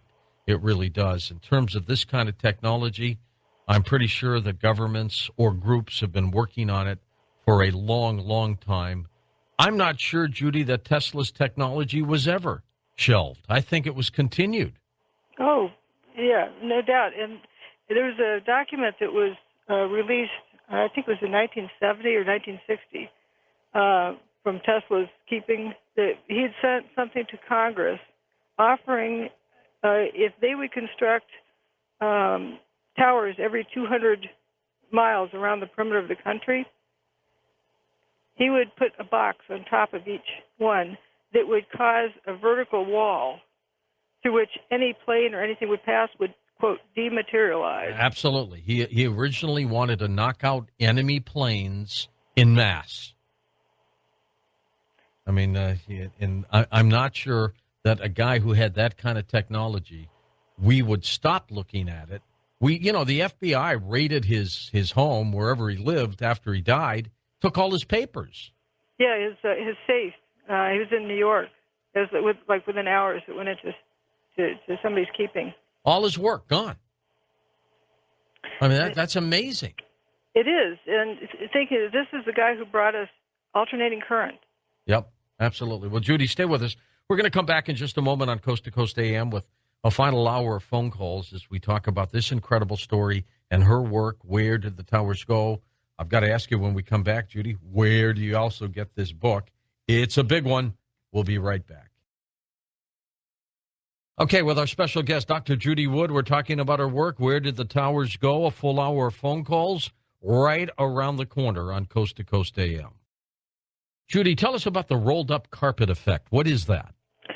It's a term I gave for the columns that were curled around the wrong axis. We see, if in squashing pop cans, the sidewalls of the can buckle, they go in and out zigzaggy. Mm-hmm. When the towers went away, if they had collapsed, you would expect to see buckled over columns. They would fold over around the horizontal axis. But that is not what we see in the rubble of what's left. I call these outer columns the prefab sections of 3 columns wide by 3 stories tall, wheat checks, because they kind of look like that. And one of the photographers called them that. And it's a good name, just these units. So you see these wheat checks on the ground, and they're rolled up, looks like a rolled-up carpet. These 3 columns are rolled around each other. The spandrel plates that were every floor are curled around. So if they're, had been crushed, you wouldn't get them curling around the vertical axis. They would be bending over. I tell you, the picture on the back of your book is truly remarkable. And you can see exactly what you're talking about. The post office, there's the Verizon building. Both of them look simply unscathed, don't they? The Verizon building had a hole in the front, just, one stab of a wheat checks went in there. But the post office, not even a scratch on its side. And also what I noticed that these, I call them stab wounds, or a wheat check stabbed into a building, that's only in a couple of places, and it's never above the 18th floor. These buildings were 110 stories tall, yet there's no wheat checks laying on the roofs of any buildings, which is peculiar. I also went through some rough calculations about how much of the top building, if it turned to dust and left, bottom 16 stories or so, that would create the same seismic signal as what was recorded. Well, now, answer this for me. If this high beam energy weapon was used, is it that accurate where they can literally pinpoint a building and not hit another one behind it? If it's interference, it only happens where you have the interference of the energy fields. Doing a lot of work in optics and in photographic emulsion, think of the photographic emulsion on a piece of paper. The image you take of somebody doesn't burn their picture on the piece of paper. What it does is trigger a chemical reaction in that photographic emulsion, and it's controlled by the light. The photographic emulsion is uniform over the surface of the paper, but where the light hits it controls where the chemical reaction takes place. You develop it, and that's where on the negative, that's where the material stays, the silver stays behind, and the other part washes away, where it wasn't exposed. But think of it that way, that the static field is like the photographic emulsion, and the light is the equivalent to the radio frequency signal. All right, let's go to the phones. Abraham is in Peoria, Illinois. Hi, Abraham. Hey there. I just wanted to say thank you to you and to Dr. Wood. First of all, you, Mr. Noory, for having her on the air, because, and also thank you to Dr. Wood for the work she's done. That's why I'm calling in, is because just browsing through all the information on her website and now in her book, it's just so important that people look into this for themselves, because she has hit the nail on the head, in my opinion. And it's just so amazing that she even took it to court, and at the level it reached in court, all the way to the U.S. Supreme Court in October of 2009. It's just really, really important information, because like you guys have been discussing, I really feel like the human race is so much better than this, and that this technology needs to be put to good use, saving people's lives and fixing the world and making it a better place, and not weaponized and used against innocent people that were just showing up to work on one day. And so thank you very much to both of you for bringing awareness to this important topic and all the evidence that shows what happened on that day. So thank you. Well, Judy, you've done the lion's share of all this work. How long did it take you? Well, I've been, you can say 30 years if you looked at my professional life, but sure. Since 9/11. And figuring out how, it's also been a learning curve with how to not fall into the pitfalls of, the misdirections. Where do you get your book? Amazon's got it? Also on my website, wheredidthetowersgo.com. I'm curious to see how mainstream media has reacted to you and this book. If anything, what have they done? Well, you're the closest thing, and I congratulate you for having the courage to discuss this. Well, I think it's important. I think it's important for people to hear other experts who have other views, so they can just sit back and make up their own minds about all these different things. And I just think we do not do justice if we don't look at these other views. I may not agree with you, Judy. I may agree with you. But the point is that people have an opportunity, and they should have the opportunity to hear you. And that's what I do. I wish the other media people would do that. They don't have to agree with you. And see, that's one of the mistakes. A lot of people think because we have a guest on, that means that's what we believe. No, we have a guest on because we want you to have the ability to hear another side or another angle. And I think that's so important. So important. But also, a lot of the people in our culture now are conditioned to start with the answer and then look for the evidence that supports the answer.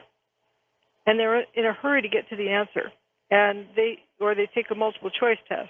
But if the answer isn't one of those choices, you're fixing to mess up. You're going to get a wrong answer. And it's unusual to find someone who starts with the evidence and moves forward from there and sees where the evidence takes them.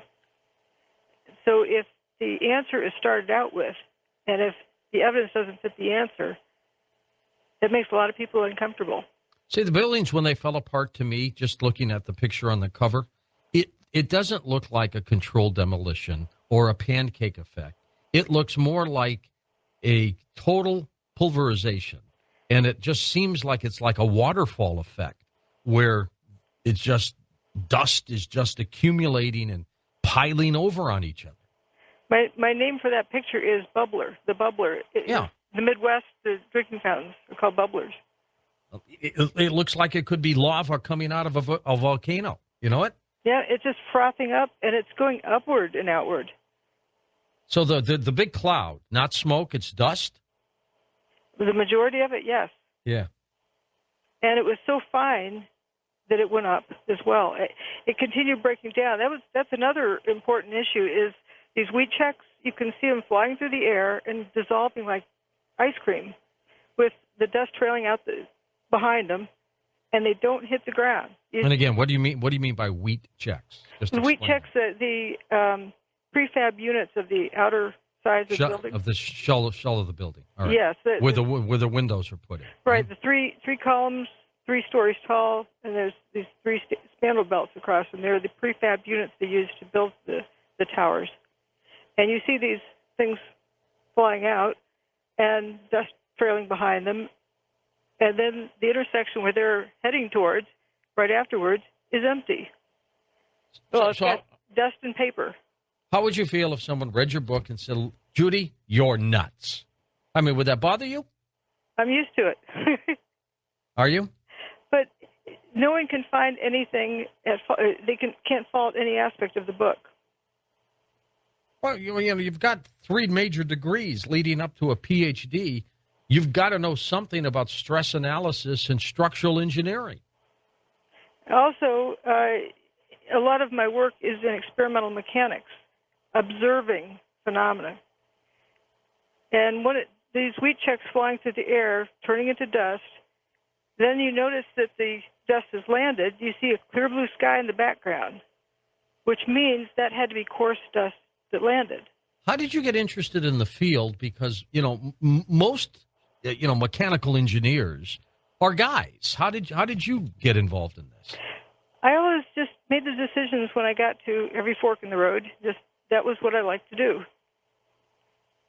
And figuring out how things work or why things are the way they are, and how materials act. Did you have Legos and an erector set when you were a kid? Yeah, I knew it. The toys that build engineers. That's funny. Okay, let's go to Long Island, New York. Hey, Bill, welcome to the program. Oh, thank you, folks. Some interesting things I'm hearing tonight. Yes. Question and observations. You mentioned the bathtub. Mm-hmm. Now, going into that bathtub, under every building in the bathtub, which is everything that fell, I think, are subway lines, the path lines to New Jersey, bringing in a tremendous amount of air to feed this whole system, all right? And each one of those buildings is connected in the bathtub with all this air. And I've never, ever heard anybody talk about what happened to the PATH trains that were in New Jersey, what happened to the subway trains that were uptown a bit. You understand what I'm saying? With the amount of heat, the amount of fire, and almost, to me, this creates like kilns, all right, that are being fed oxygen from the bottom. And nobody's ever talked about this and those effects. And to me, you talk about tornadoes. I grew up in the Midwest, so I know a little bit about tornadoes. Yeah, you know about tornadoes. And, and tornadoes do crazy things. And my thought right now is what happened if there was enough air coming in to create a tornado in each one of these buildings in some way or another, all right? Plus the fact that, you had a couple 100,000 pounds of diesel fuel in each tower from the planes. And you mentioned Oklahoma City, and the Oklahoma City bomb, from what I understood, was like nitrogen fertilizer mixed with diesel fuel, all right? So all these things could have created all kinds of fumes and all kinds of, unknown situations. And then the next question I have, did anybody ever test the steel to see if it was up to standard? Because to me, cast iron pulverizing in heat would, pulverize where, regular steel may not. All right. Go ahead, Judy. I mean, First of all, did anybody test the steel? It was tested beforehand, and it was up to snuff. That Underwriters Lab had tested it in the late 60s, early 70s when they built the towers. But if the steel was too weak, or if it was too hot, you get bowing. I've got this pop quiz, and I actually gave it to my class once. We just had covered what the section on what temperature does to steel, and so I said, you want to heat up a pot of water over your campfire. So you get a bunch of old coat hangers, wad them up to make a grill, set your pot of water on top of that grill, then start the fire. What's going to happen? Is the pot going to just sit there, nothing will happen? Or as the fire heats up, what's going to happen with those thin metal coat hangers? Are they going to suddenly shatter into dust?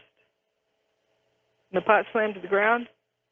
Or as they heat up, are they going to get less strong and less strong, and so they'll sag more and more, and the pot will just kind of ease on down to the ground? Well, that's a good point. Next up, let's go to Jack in Ohio. Hi, Jack. Go ahead. Yes, I guess I see things in a more broader view. I've always gone with the truth and physical facts, whatever the case, physical facts of any story or evidence, they simply don't lie. The physical facts, chemistry, mathematics, science, physics, all of which is possible and all of which the doctors already mentioned, they point the way. And however anybody comes down on it, whether they think it was an inside job or whether they think it was Al-Qaeda, these people were quoted as saying they wanted to make this country a shadow of what it once was. And so far they're succeeding. And you look at all that has been lost, all the wars, and now bin Laden so sudden and couldn't find him for 10 years, and the bodies in the ocean re-elect me.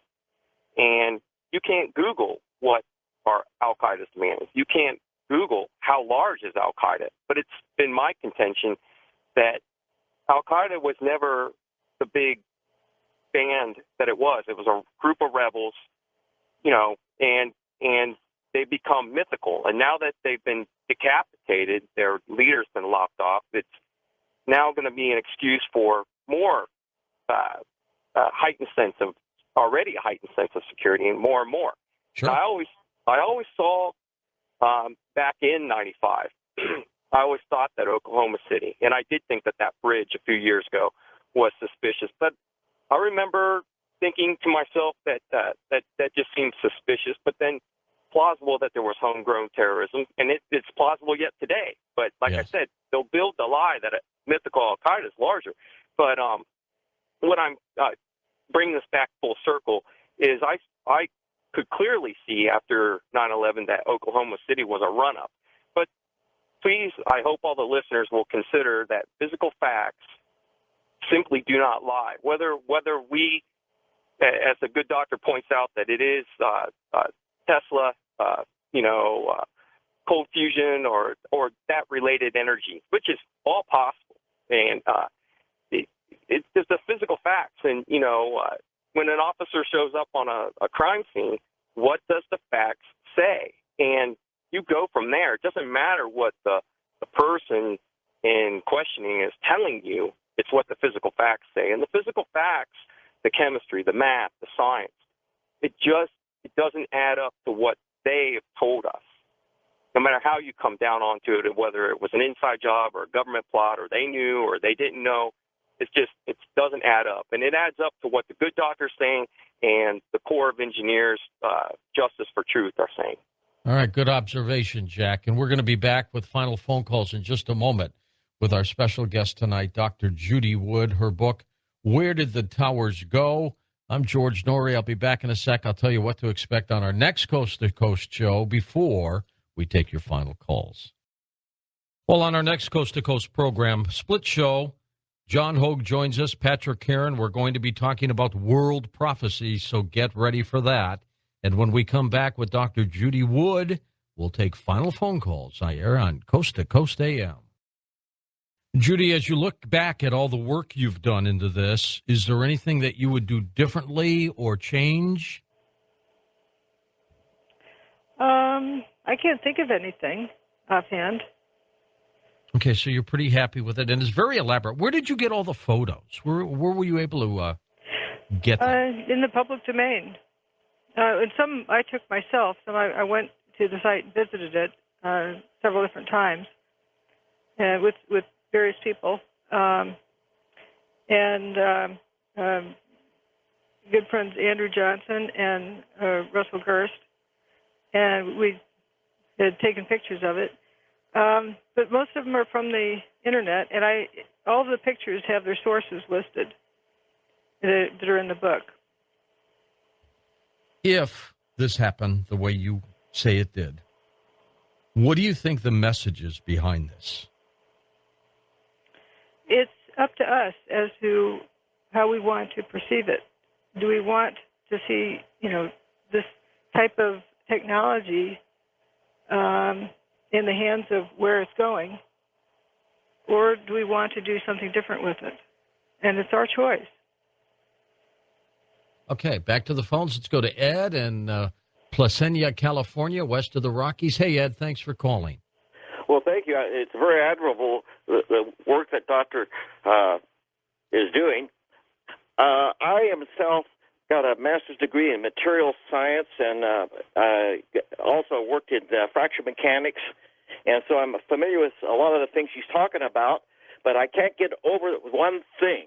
It's the material falling apart, and that is the atomic bond. And what I want to talk about the atomic bond is most people think when you heat something up that the atoms vibrate faster. But the main thing is the amplitude increases. What increases the frequency of the atomic vibrations? That's where we have an interaction of some type of energy, this free energy source you're talking about. It's the frequency of vibrational frequency between the atoms going. Would you have anything to say about that? No, that's you're right on. It's what you're basically saying, Judy, isn't it? Yes, very much so. And it's changing the structure of matter, and it can even cause transmutation. There's evidence of that from the WTC site as well as from John Hutchison's work.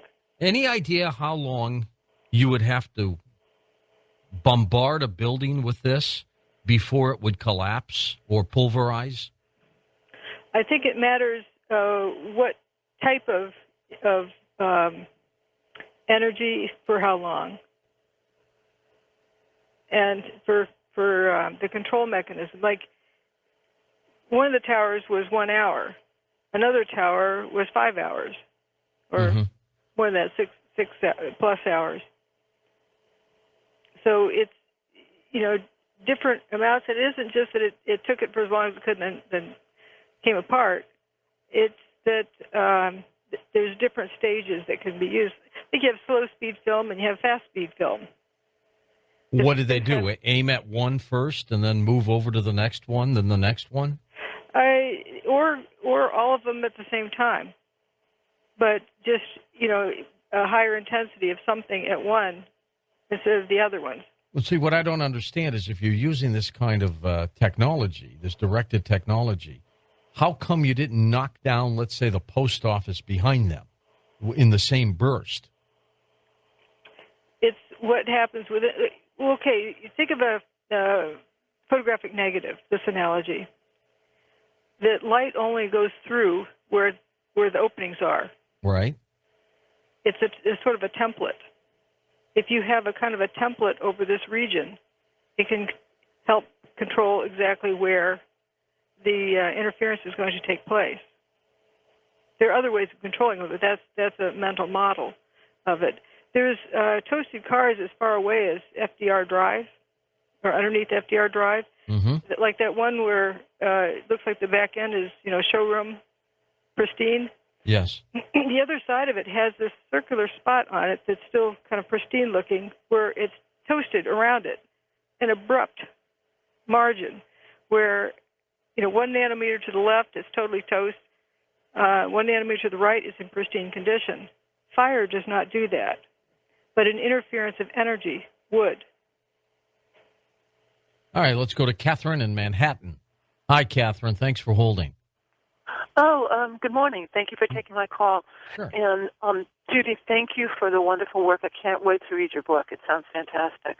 Thank you. I wanted to throw this into the mix. In the mid to late 90s, I remember reading more than one article in, I don't know if it was in the Times or in a mainstream media. They were discussing that the World Trade Center buildings were not profitable. They were, built before the computers were, so common, and the way the elevators were split. And, they could not get the money that, similar, that they wanted to, and that retrofitting the buildings would have been, cost prohibitive. And they had, and the article talks about, taking them down, but they said that could not be done because, the emotional attachment people had to those buildings and, everything. And, that always stuck in the back of my head, I think this is going to wind up being like the Kennedy assassination, where there was not just one motivation. People are so, geared towards, looking for one cause behind this, and, either blaming the government or, looking for one villain. We have to remember that in our government, there are a lot of people who are not loyal to the United States of America. We had a president who was a Rhodes Scholar. A lot of people don't know what that means, Rhodes Scholar. Cecil Rhodes set that up to propagate the goals of the British Empire, so that, a lot of people think Rhodes Scholar, the guy must be bright. I think of something totally different when I hear that. And then getting back to your field of the building mechanics, something had to happen, microwave or something, because that pile was hot enough. They were melting the workers' boots on them till the end of November. There were fires underneath that. Whatever was going on was so hot. It was, melting their boots well into the end of November. They finally declared the fires under the pile to be under control. So we're not getting the right story. So, thank you for the work you're doing. Okay, thanks so much. Let me mention something about the story with the boots. Again, people ask questions until they're given an answer. It doesn't matter if the answer makes sense. They just, so much going on. People just take that and move on. And that's one of them that stayed for quite a while, is about the boots melting. And I like to point out that, my oven, if it's melting on the outside, the turkey inside is well done. And there's these stories about the steel-toed boots melting, but no stories about feet being burned. And what I think is that the boots were deteriorating from something. And so the best thing that matched anyone's experience was that, I guess, they were melting from heat because they saw fumes coming up. But if you look at the actual temperature of things, you have paper that doesn't burn. You have water that doesn't turn into steam explosions. You had a broken water main that afternoon with firefighters walking around in knee-deep water. No steam explosions. And when water, becomes steam, it expands in volume by 1,600 times, and you'd have horrendous problems there. But you didn't have that, and there was no evidence of high heat. It was cold, wet, damp basement. But there is this appearance of it, like, things glowing, as well as fumes coming up, as well as other things continuing to disintegrate, continuing to break down. Like this dust I mentioned, that when it landed, it had to be coarse because you could see clear blue sky in the distance. And then pretty soon it starts rising up. Like, I call it fuzzballs around the feet. And then pretty soon it's rising up by itself. That fine of dust could not have landed in 15 minutes. In this photo I have, that had to be coarse dust that landed and continued breaking down to the point that it rose up and people were inhaling it. And the measurements, even weeks later, were that the dust particles were on the size of the order of DNA that size. Just very, there's no way a face mask could keep that from going. No way that anything could stop it. It would just go right into the bloodstream, inhaled. Well, it's an incredible story. Now, is this the same as a particle beam weapon, what you're talking about? No. This is interference of energy fields. This is probably even more significant, isn't it? Right, and it doesn't necessarily come from a place. It's an interference where it matters just where the interference is occurring, not where the beams start from, or where the energy fields originate from. All right, let's go to Eureka, California. It's Heather's turn, first-time caller. Hi, Heather. Hi, thank you for taking my call, and thank you, Dr. Woods, for your courage and the sacrifices you've made to bring this information out. Prior to hearing your very compelling arguments tonight, I've tended to believe that the evidence supported controlled demolition, and part of that was the presence of thermite in the walls in the World Trade Center buildings. And I'm wondering how that factors into your hypothesis. Do you think it was somehow important in the buildings coming down the way you suggest, or do you think perhaps these themes had several plans for ways to bring these buildings down, and controlled energy is simply the way they went with in the end? Or how do you explain thermite? Well, thank you. Thanks for that question. There's a lot of talk of this thermite, but thermite is a welding material. It hasn't been shown to cause buildings to turn into powder in midair. But thermite is made of rust and powdered aluminum, and the buildings were made out of steel, which if you break it into fine dust, it's going to be rusty, and aluminum cladding. So when the buildings come apart, they're made out of, you would expect the dust from those buildings to be powdered aluminum and iron, and that's what you call thermite. So in a way, it's kind of a cover story to cover the idea that the buildings turned into powder. I mean, that's what this quote thermitic material is. But this does not cause a building to turn into powder in midair. And what we saw is a building that turns into powder. Okay, great. Let's go to Karen, Brooklyn, New York. Hi, Karen. Hi. Okay, I've lived in New York City since 1993. I was here that day, and I was in Brooklyn, but in a different part of Brooklyn than I am now. And I was close enough that there was, the debris cloud, and there were pieces of charred paper floating through the air, and it was horrendous. But I mean, there's things I agree with. That cloud was not smoke. That big cloud, that monster, was just complete dust and particulate matter. Absolutely.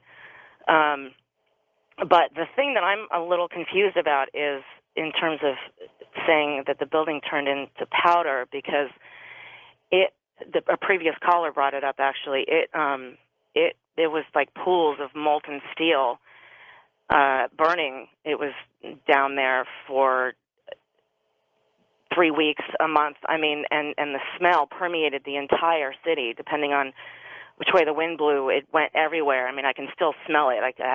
I can recall it, and it was just this chemical, plastic, everything that was there, and it was burning down there. I mean, you'd cross the bridges, the East River bridges, Brooklyn Bridge, Manhattan, and you could see right downtown, and you would see the fumes coming up.